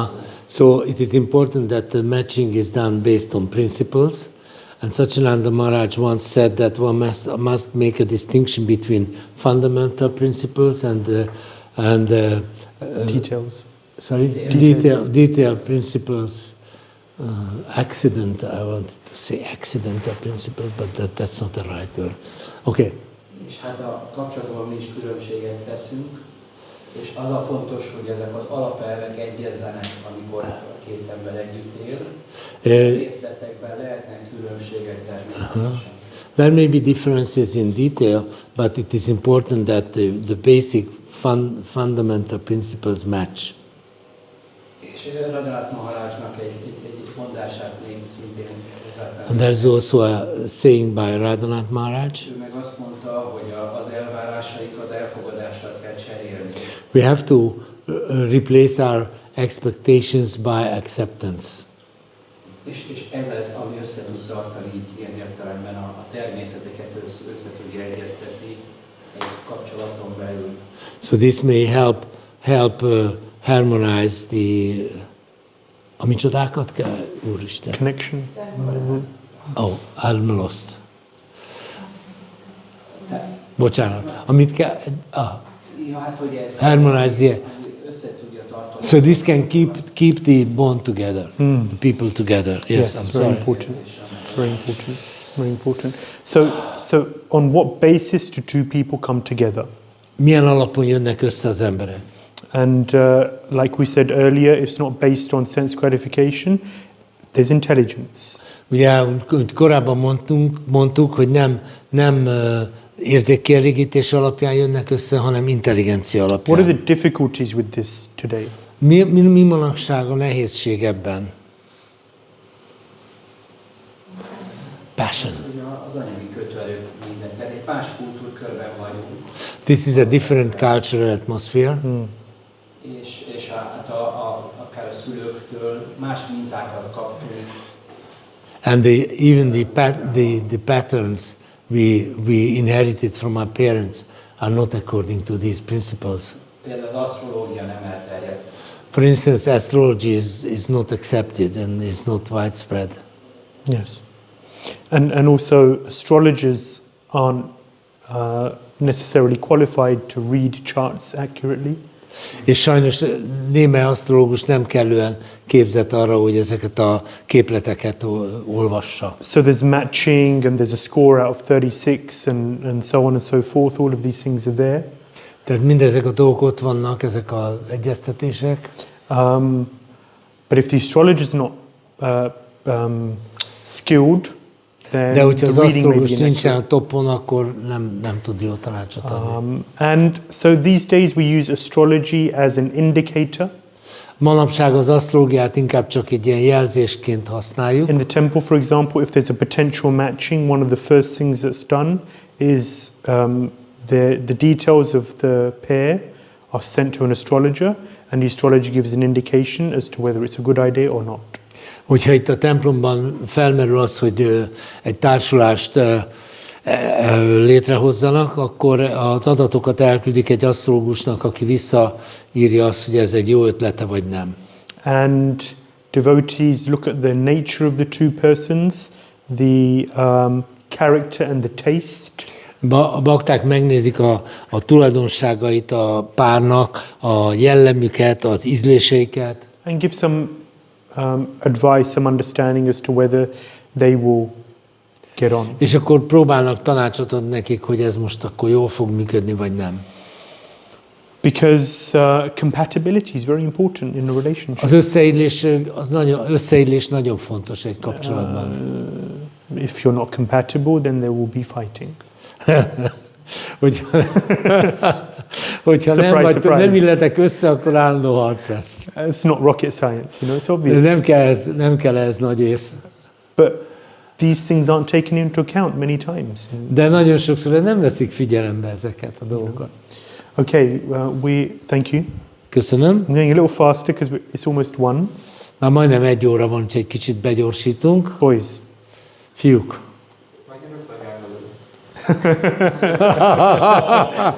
Magyarul.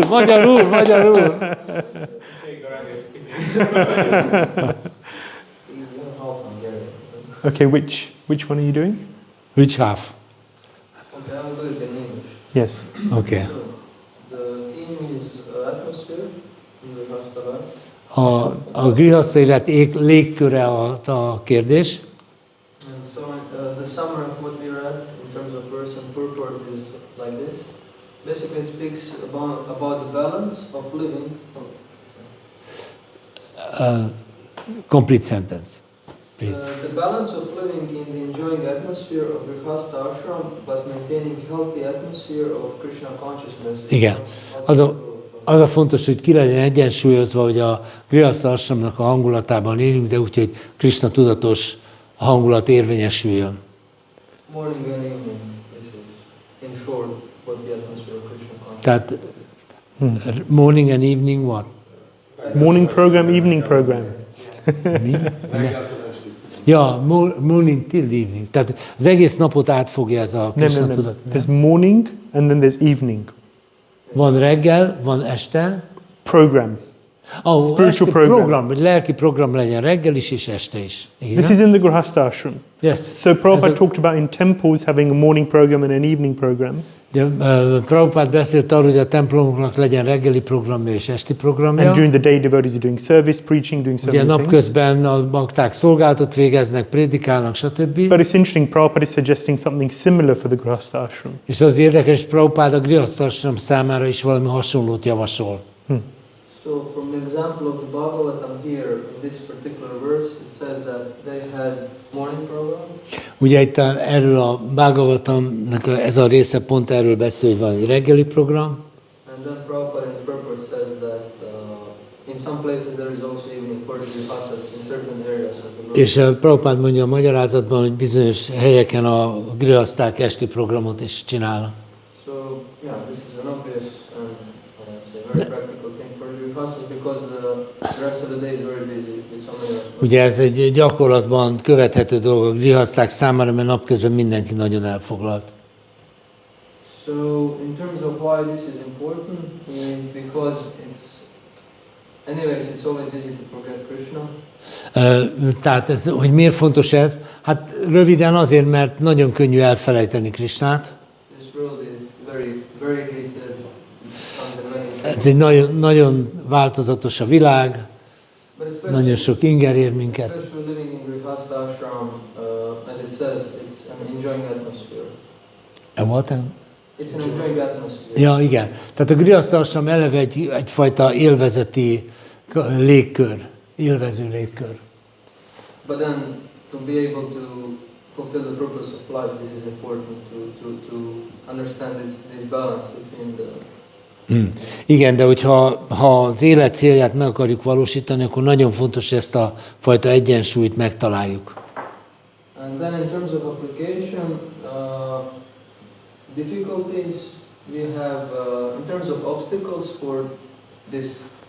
De a nehézségek között ott vannak, hogy akadályok vannak mindig. So in terms of obstacles in fulfilling balance, we have finding time. Ugye nehéz időt találni. So rising early in the morning. Korán kell kelni. And not being that without energy in the evening, so we can actually do some evening. És akkor estére már lekókadunk. Another one is willingness of family members to participate.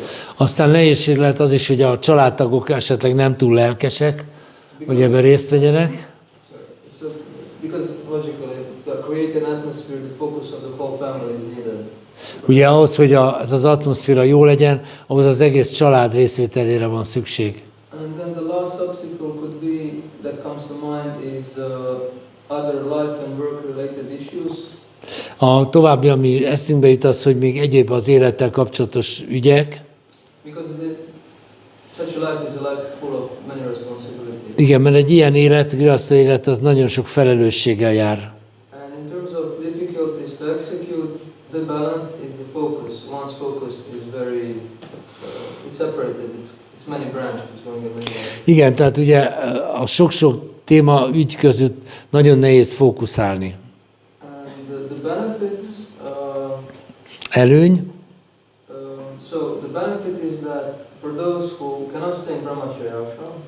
Tehát hogy azok számára, akik nem tudnak a brahmacharya ashramban maradni, It is possible to continue practicing Krishna consciousness. Mégis lehetőség van arra, hogy a Krishna tudatot gyakorolják. Ez a pozitívum. So one can live a comfortable life at home, but being controlled, he can also maintain his Krishna consciousness.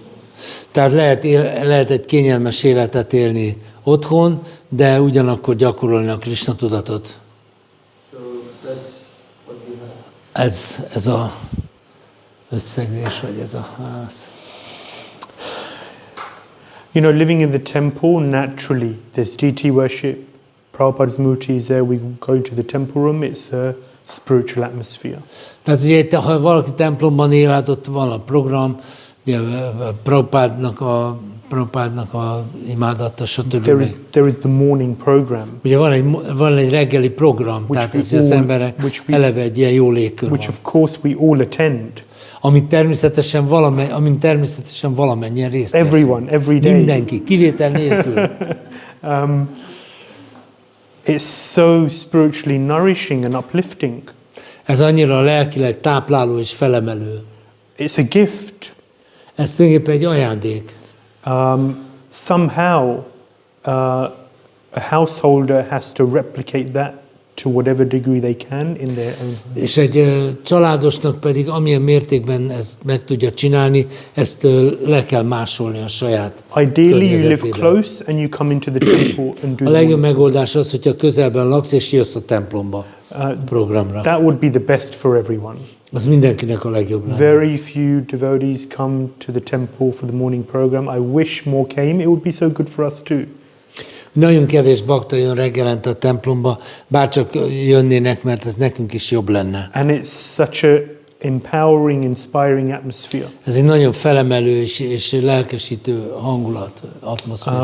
And then, during the day we may be doing so many things, but then there's an evening injection of spirituality, Krishna consciousness. De akkor napközben csinálunk mindenfélét, de akkor este legyen egy ilyen betáplálás, lelki atmoszféra betáplálás. And then the talks are Krishna conscious. A beszélgetések is Krishna tudatosak. If there's music playing, then it's kirtan, bhajan.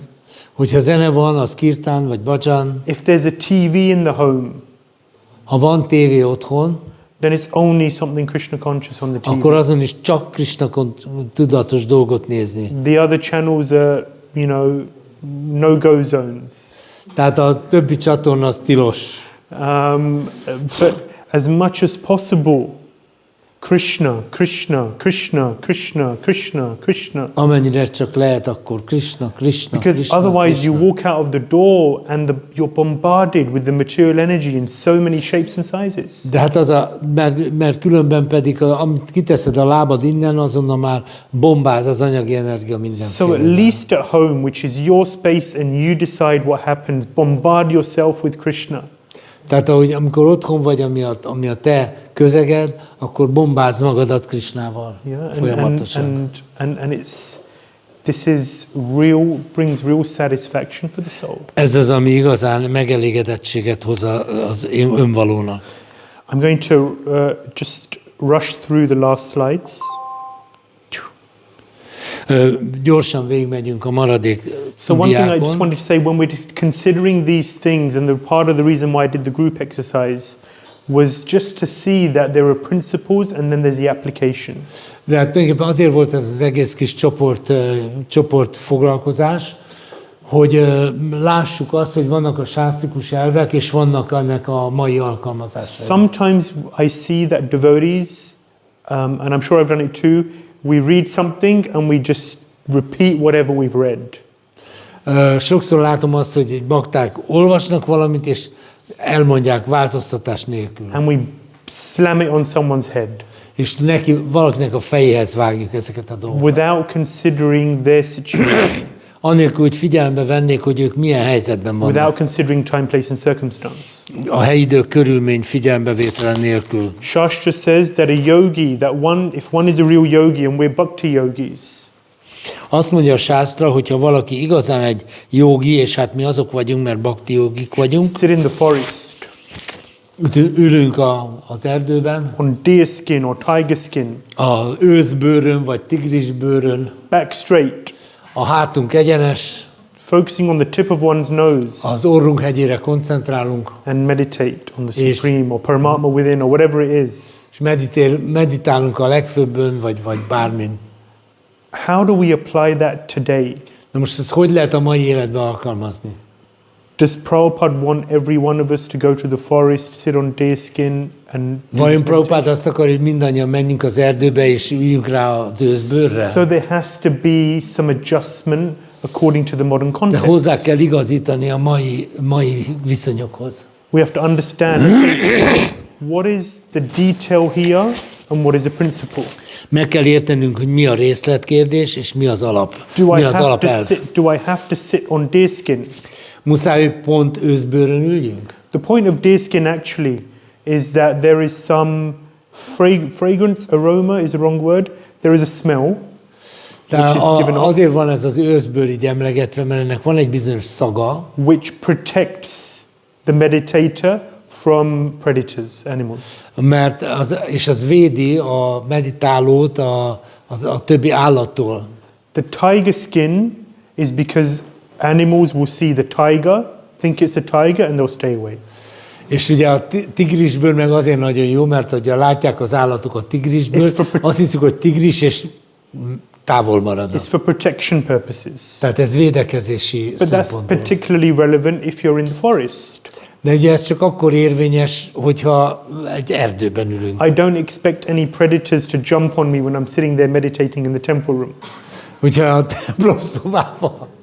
templomszobában meditálok, nem kell attól tartanom, hogy egy állat rám ront. And therefore I don't need to sit on deerskin or tiger skin. Tehát akkor tök felesleges, hogy én őszbőrön vagy tigrisbőrön. So if I üljek. understand the purpose of instructions, Hogyha megértem a tanításoknak a célját, that means we have to be a little more contemplative. akkor jobban, tehát ez azt jelenti, hogy jobban el kell rajta elmélkednünk, Then I can understand what is a principle and what is a detail. akkor jobban megértem, hogy mi az elv és mi a részletkérdés. Tiger skin is a principle, A tigrisbőr az egy alapelv.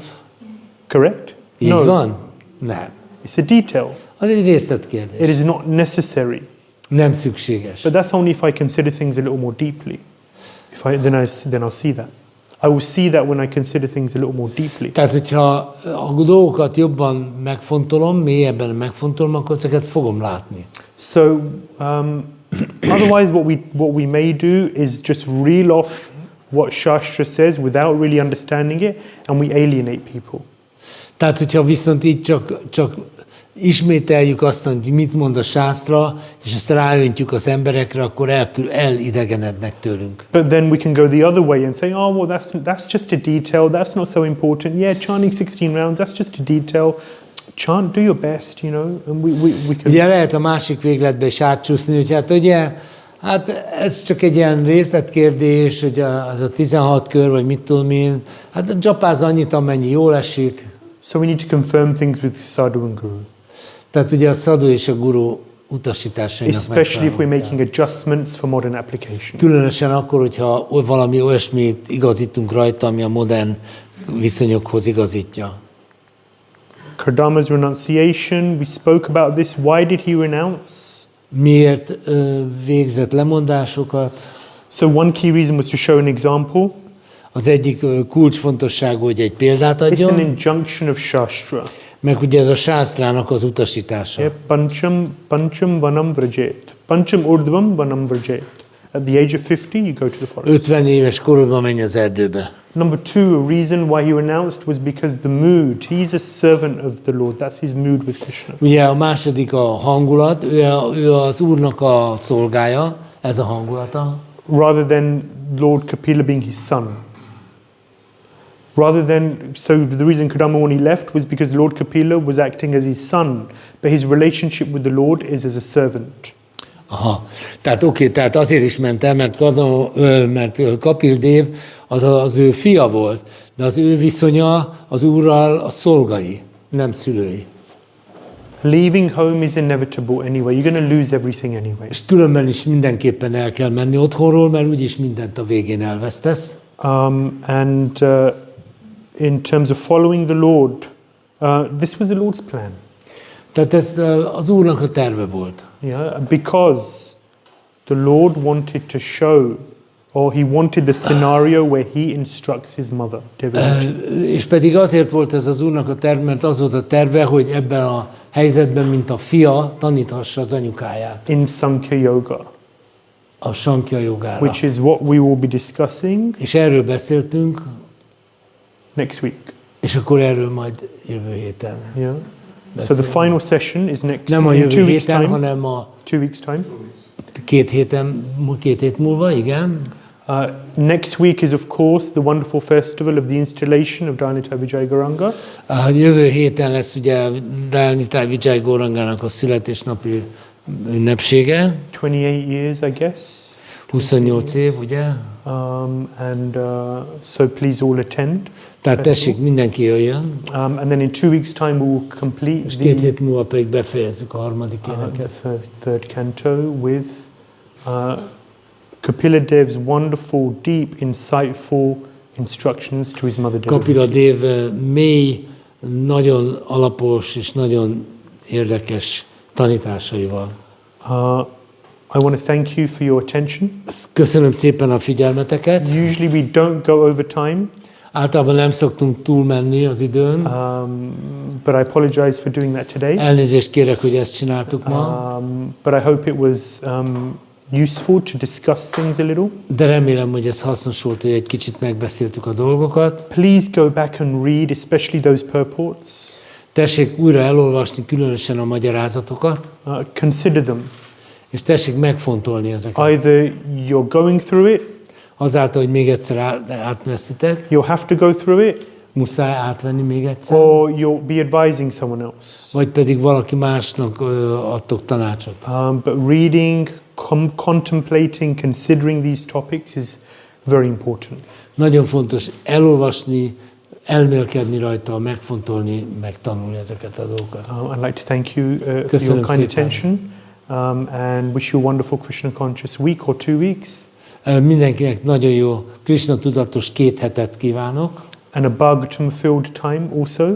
Sorry? A Bhagavatam filled time. És ezt az időt töltse ki a Bhagavatam. Make Bhagavatam your friend, your shelter.